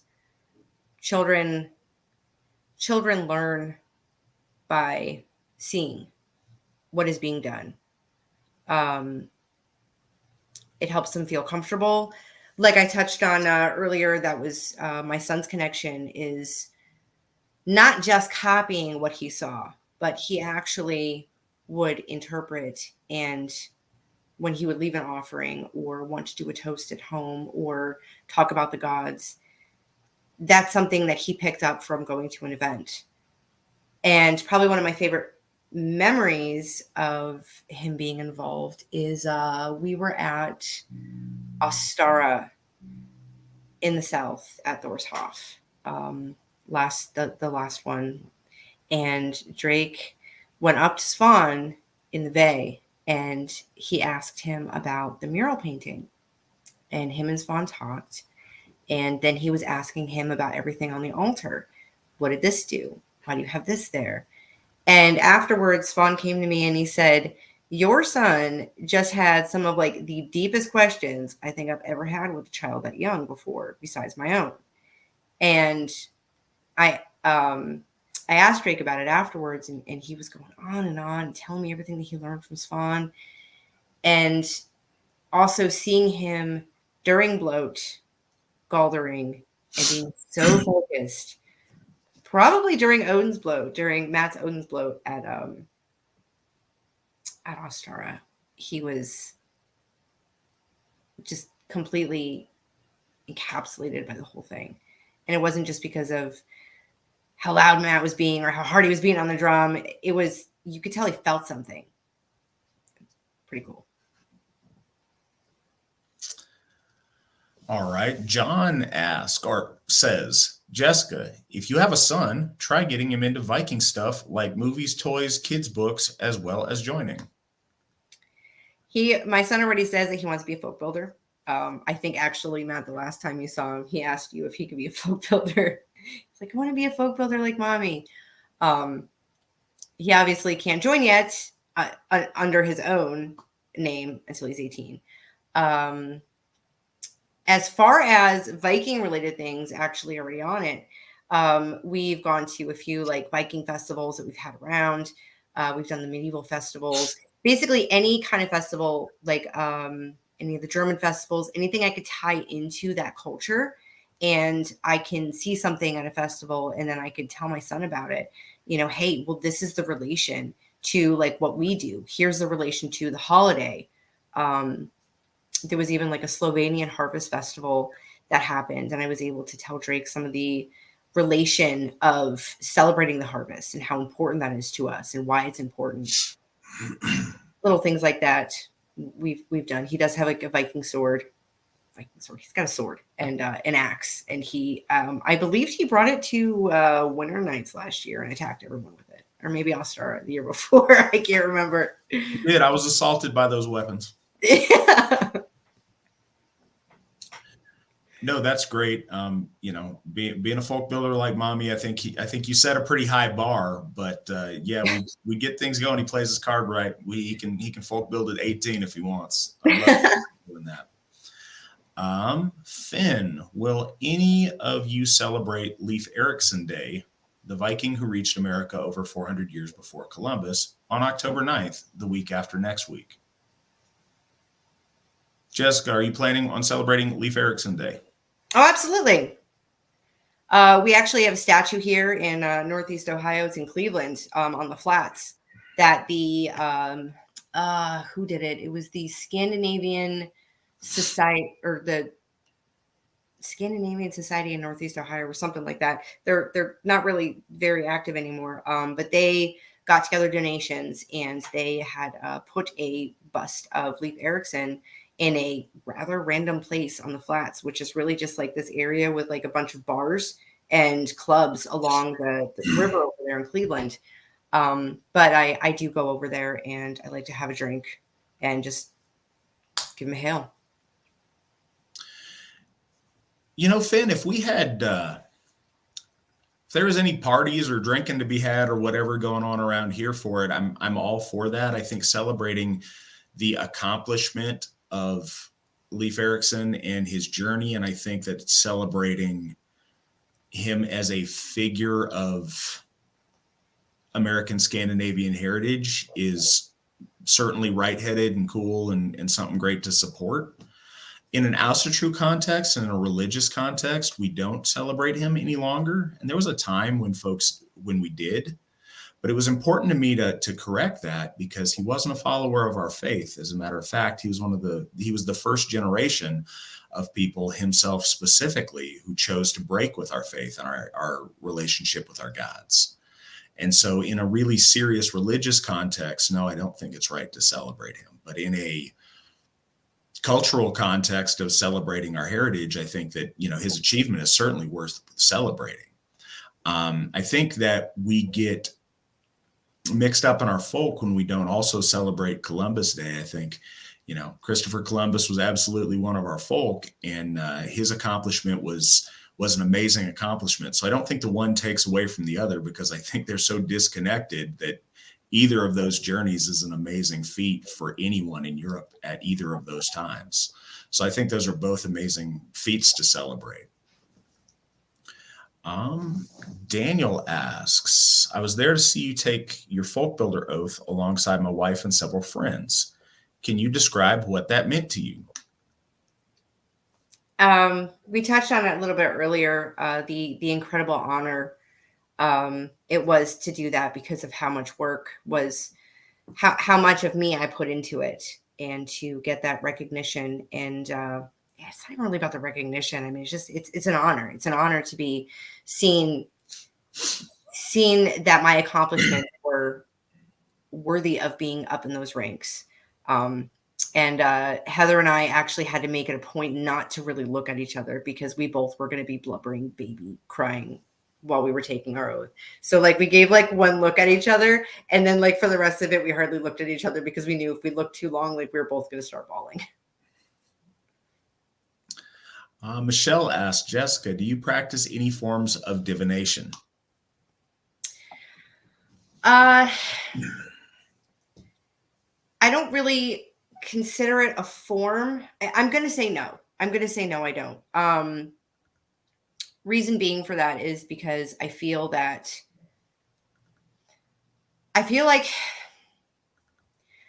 that can be a heavy thing to do, and you have to be in a right place to be able to do that.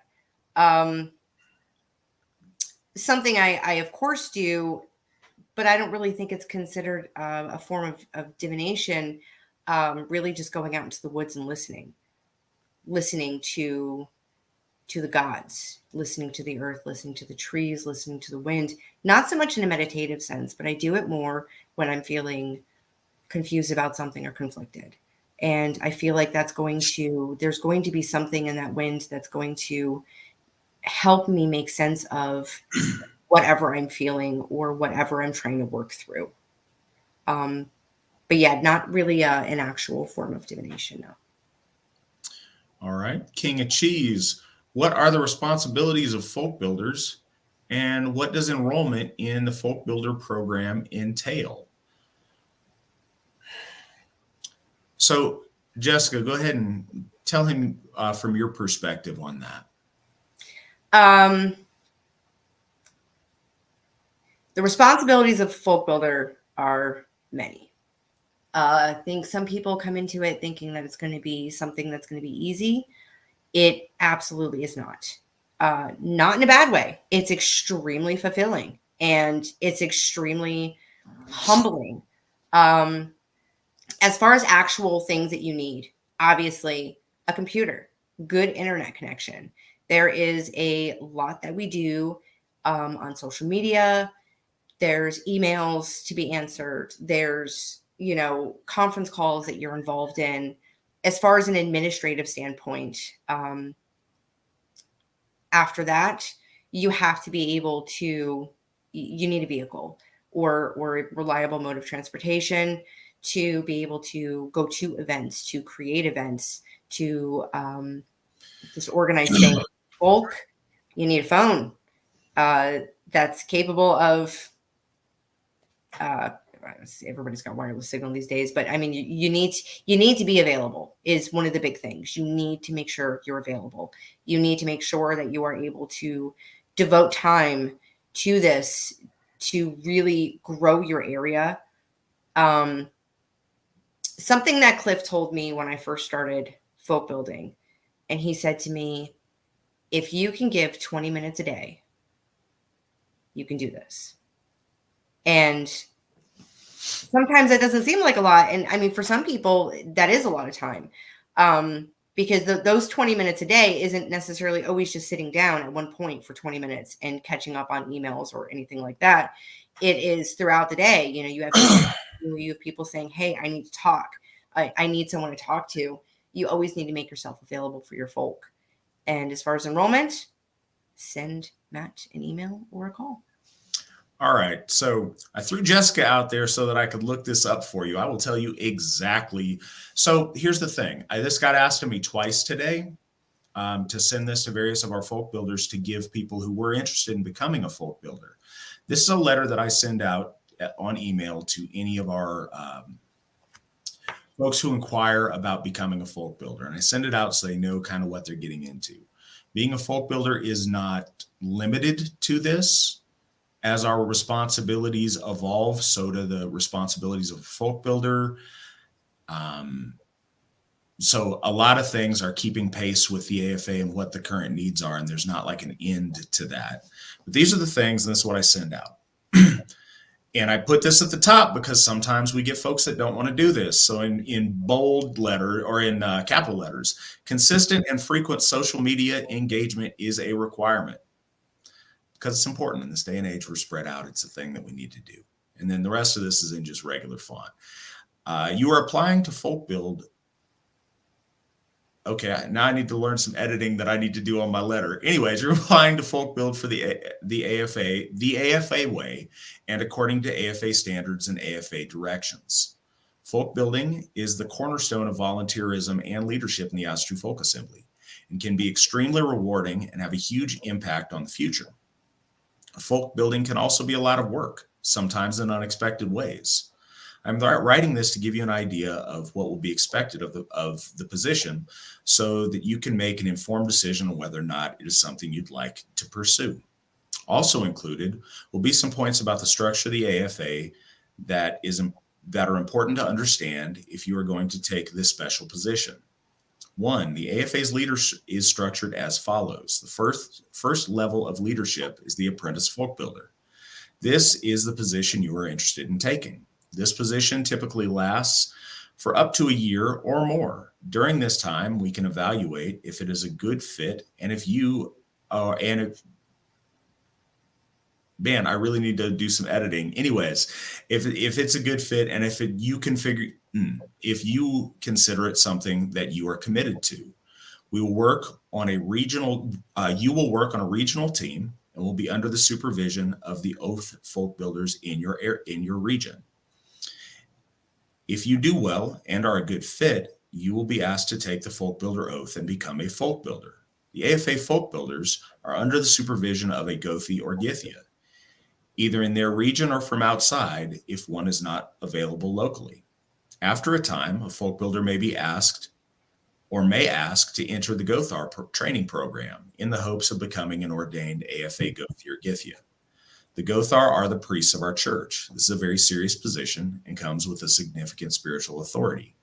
The Gothar are under the supervision of the Witten. The Witten is made up of time-proven Gothis, marked by wise judgment, tested loyalty, and proven accomplishment. The Witten help administrate all aspects of the AFA and serve as an advisory council to the Alsherjargothi and are under his supervision. As Alsherjargothi, the buck stops with me. The AFA is not a democracy, never has and never will be. We do not vote in the AFA. Advice and concerns of leadership are always valued and listened to, but ultimately, the final say and spiritual authority rests with me. 2, the AFA is a church. Not only are we a church, we are the church of the Aesir in Midgard. We are not a club or an organization, we are a church. This means that we believe membership in the AFA is important and a valued connection to our gods. We also believe we have a special relationship with the gods and derive a spiritual authority from them as part of that relationship. We are not perfect, but we believe that the gods support what we are doing and where we're going, and we benefit greatly from that. We sincerely hope the gods benefit as well. This is our deeply held intent. As a church, we give folks a wide opportunity to succeed. We don't demand that every potential member be elite. That does not work for an international church. We do want to help each of our folk that are not a danger to us individually or as a whole have the chance to become who they ought to be. 3, as a folk builder, you will literally be the face of the AFA in your area. Your real name and your picture will be used on our website and on our social media, and this may bring you attention you do not want. 4, the leadership of the AFA is a tight-knit group, and we function best when we build friendships and partnerships with our members of AFA leadership. This interaction is a key component of your success as a folk builder.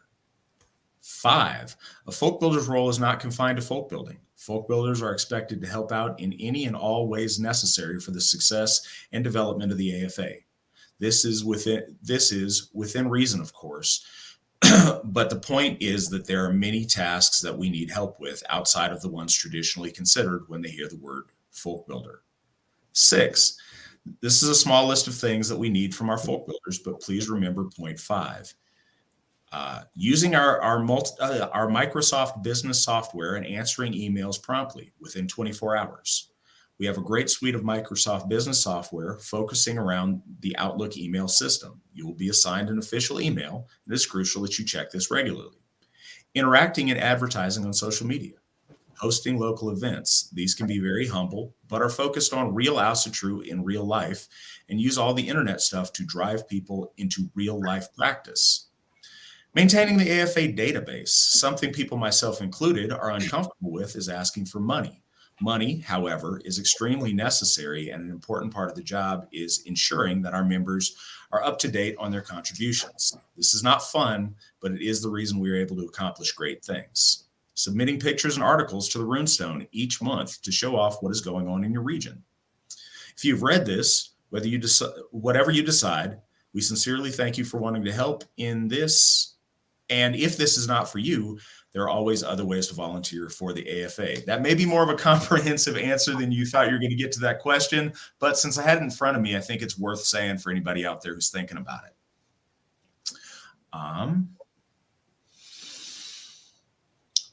Jason, okay, cool. This is in response to my talk about the cemetery. So Jason Kirby asked, how much for a plot? We have plans for and will have at all of our Hofs space to inter the ashes of our members. And we don't charge. This was an interesting thing to me. So first, we don't charge money for a plot. We're not going to do that. We are honored to have your remains with us on our holy ground. And it is shocking how much of a business caring for the dead is in the world today. When we were first looking into this, it surprised me, but at least in the state of California, but the regulation of cemeteries and things is done through the Department of Consumer Protection, because there's always so much money involved with it. It struck me early on that that's not something we do. That's not something we're going to burden anyone's family with. Your family, or next of kin, or whoever you've got handling your affairs, is responsible for whatever kind of a marker, whether you want a stone, whether you want some kind of sculpture, whatever you want to be your tombstone is the responsibility of your people.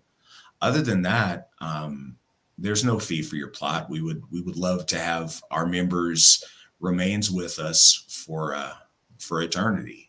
And that's really important to us. And like I said, that's at all 4 of our current Hofs and at all Hofs we have coming in the future. So please know that and consider that when you're writing out your wills. Now, if you want to donate, if anybody wants to donate towards the maintenance or upkeep of those things, we absolutely need that. It's helpful. But no, we don't charge money for a plot.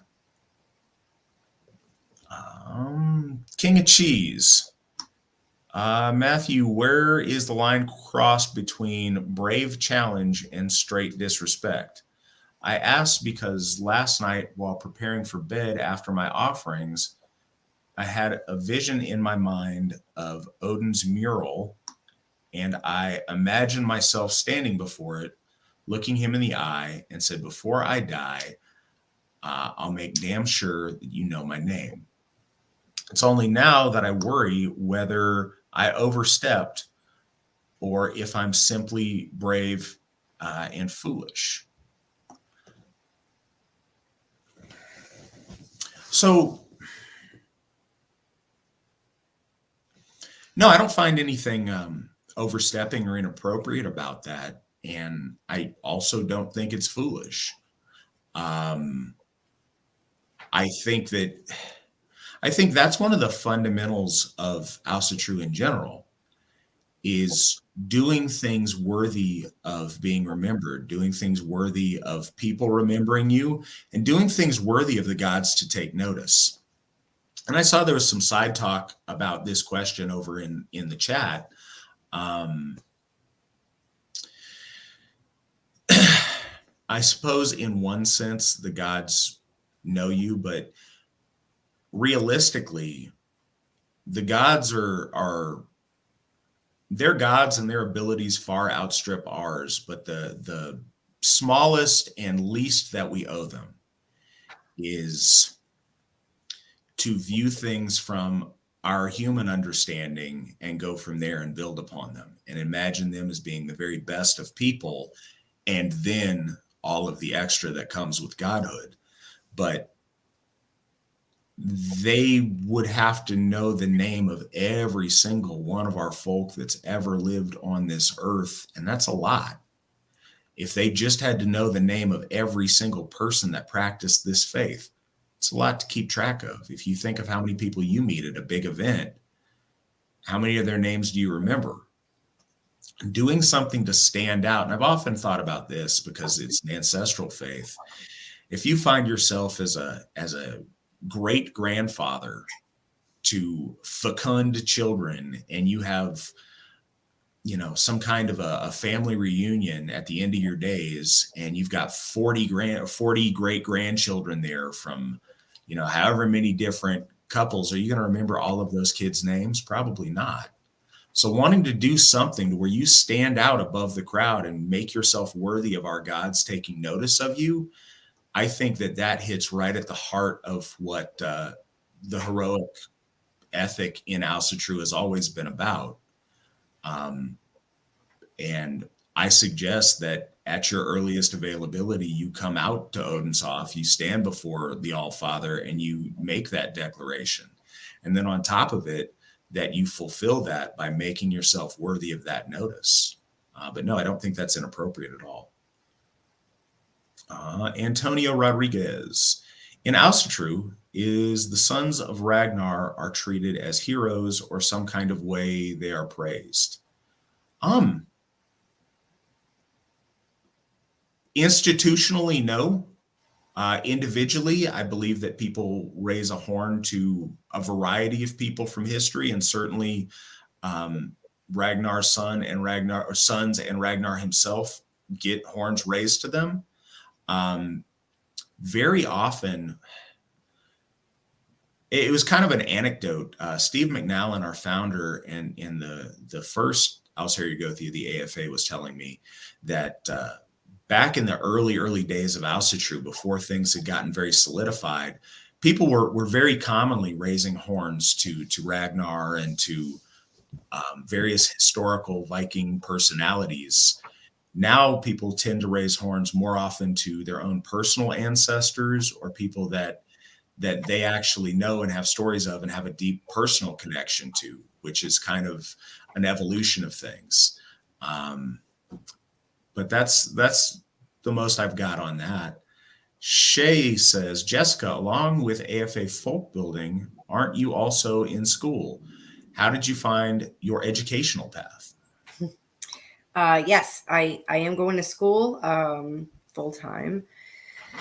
I just started, so I'm like way at the beginning, first semester. But my educational path, you always come to a crossroads of what am I going to do with my life? What kind of financial contribution am I going to make to society? Now that my son is in school, I don't want to say I have time because I really don't ever have time, but I find time. I decide like what to do, like what do I want to do when I grow up kind of thing. And I decided to go into music history because I have such a passion for music and especially the offshoots of the rock genres, if you will. I want to see that. I want to see a more of a history developed around those genres. I actually intend on going all the way up to my PhD, specializing in industrial music, because there is like no history. I mean, you can go on websites and stuff and find it, but there's like literally like 2 books I found on Amazon that actually deal with industrial history, the history of industrial music. It's just always been a thing in my life, and I've had a lot of experience in the music industry, managing bands, owning a record label at one point, that it's just always been kind of a drive for me. And I want to do something that I am very passionate about, that I could teach other people the passion I find in that music. I want to be able to pass that along. All right. Rob says, Jess, your real faith in the gods is very visible and apparent to anyone who knows you. Did you find that reading the lore, sagas, academic works, etc., or experiencing the faith in life with folk was more instrumental in making that faith solid? Absolutely, in real life. I feel like when you're reading more on an academia side of it, yes, there you might have those aha moments. But me personally, I didn't solidify that absolute connection until it was in real life with other people.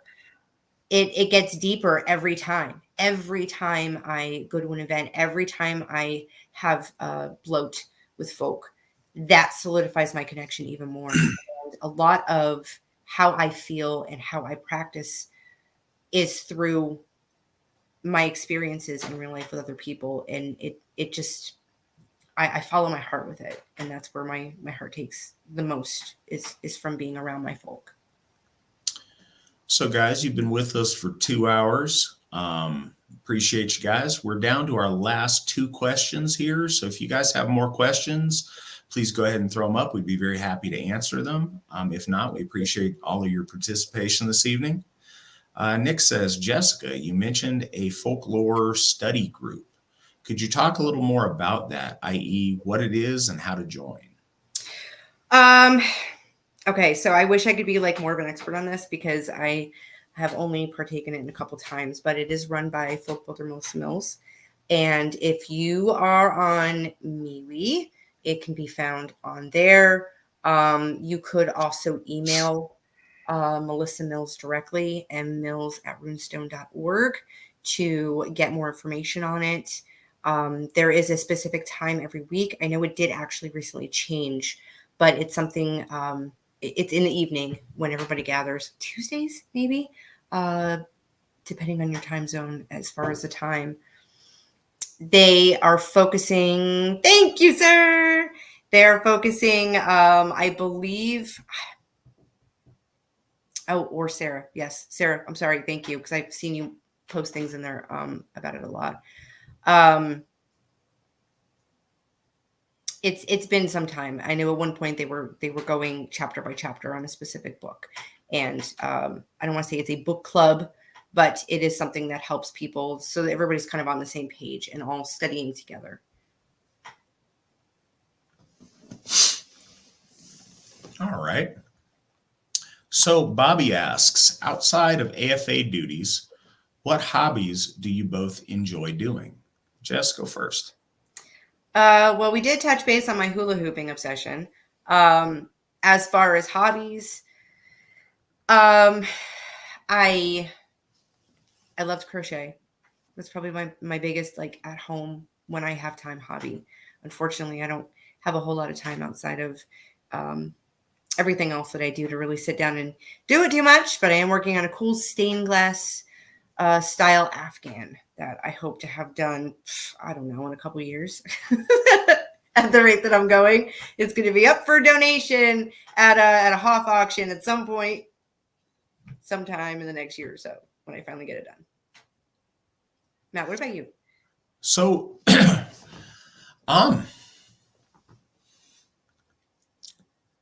trying to think of what kind of hobbies I've got outside of AFA stuff. This is such a big part of my life. It seems like most of the stuff I enjoy doing interacts with it somehow. Yeah, I suppose it's a hobby. I like to work out. I go to the gym every single day. Not always because I have to, because I like to. It's something I look forward to.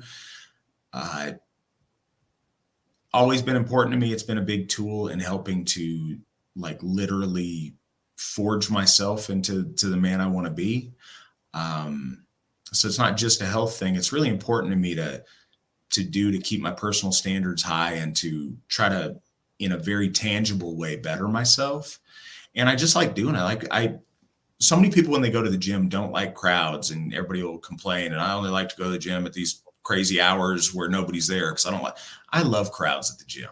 Not so much crowds that I can't get to the machines and the equipment that I want. That's frustrating. But I like being surrounded by people who are trying to better themselves.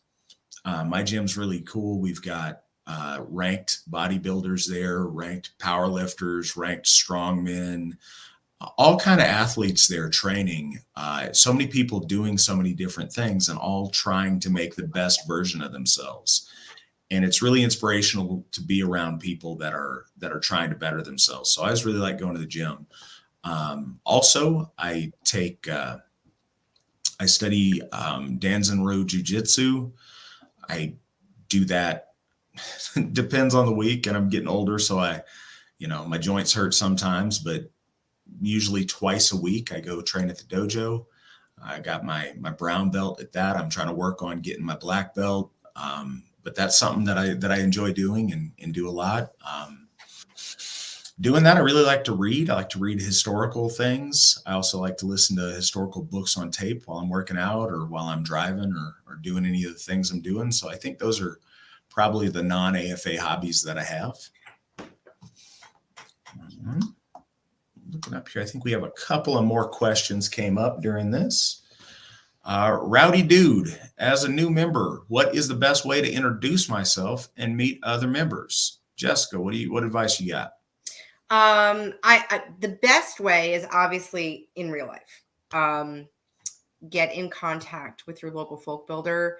You can ask them actually, if you have any local folk near you and if they've consented to it, to give exchange contact information. Let's say your folk builder is 4 hours away and you have a dude that lives 10 minutes on the street. There's no reason that you two can't get together when there isn't an event happening that's organized by a folk builder. Definitely, like, get to know the people that are closest to you and build those relationships, and that will in itself become family. Beyond that, if you don't live super close to anybody, or if you're like 5 hours from the nearest person or folk builder, online, we do have a social presence everywhere. And not to say that your only relationship should be online, but it is a way to introduce yourself, to meet some people maybe there's a situation you're in and there might be somebody across the country that totally gets the position you're in and that can help you through whatever you're going through. So the online connection is important because it does help us all from all different corners of the country, and more, actually, internationally, really get to know each other and create those relationships and be each other's rocks when we need it. Yeah, absolutely. What you want to do is do stuff in real life. It's as a way to introduce yourself. First, your local MeWe group is a really good way to get to just put your name out there, say, hi, I'm so-and-so, I'm new, and to make some acquaintances that way. Social media has value for that, but you want to look and see what you can attend and how you can meet people close to you. A big tool in that, like Jessica said, is talking to your local folk builder, but also you need to determine, again, not knowing where you live, it's hard to tell you. But you need to go to your local HOF website, HOF district website, because everybody's in a HOF district, and each district has their own website. I know Nick's got some links for that. Jessica is the one who made these websites happen. They're beautiful websites, but they're very handy. They have an events tab on them. And when you click on the events tab, it brings up a really handy calendar, and it shows you all of the stuff in your district that's going on, so you can find something that's close to you to go to. And your folk builder will help you with that. But if you just want to look on there and contact whoever the point of contact is. But getting out and meeting real AFA members in real life is the key to getting the most out of this. So highly, highly recommend that. Aristos, Jessica, do you have any kind of family altar or days of remembrance for family? I've seen that work wonders for bringing the family and friends off the fence about accepting Asatru. I do, actually. I have a special place in the upstairs part of my house that is my Desir altar that I will place offerings. And I very, very, very much, actually, a lot of times I go there if I need support in something.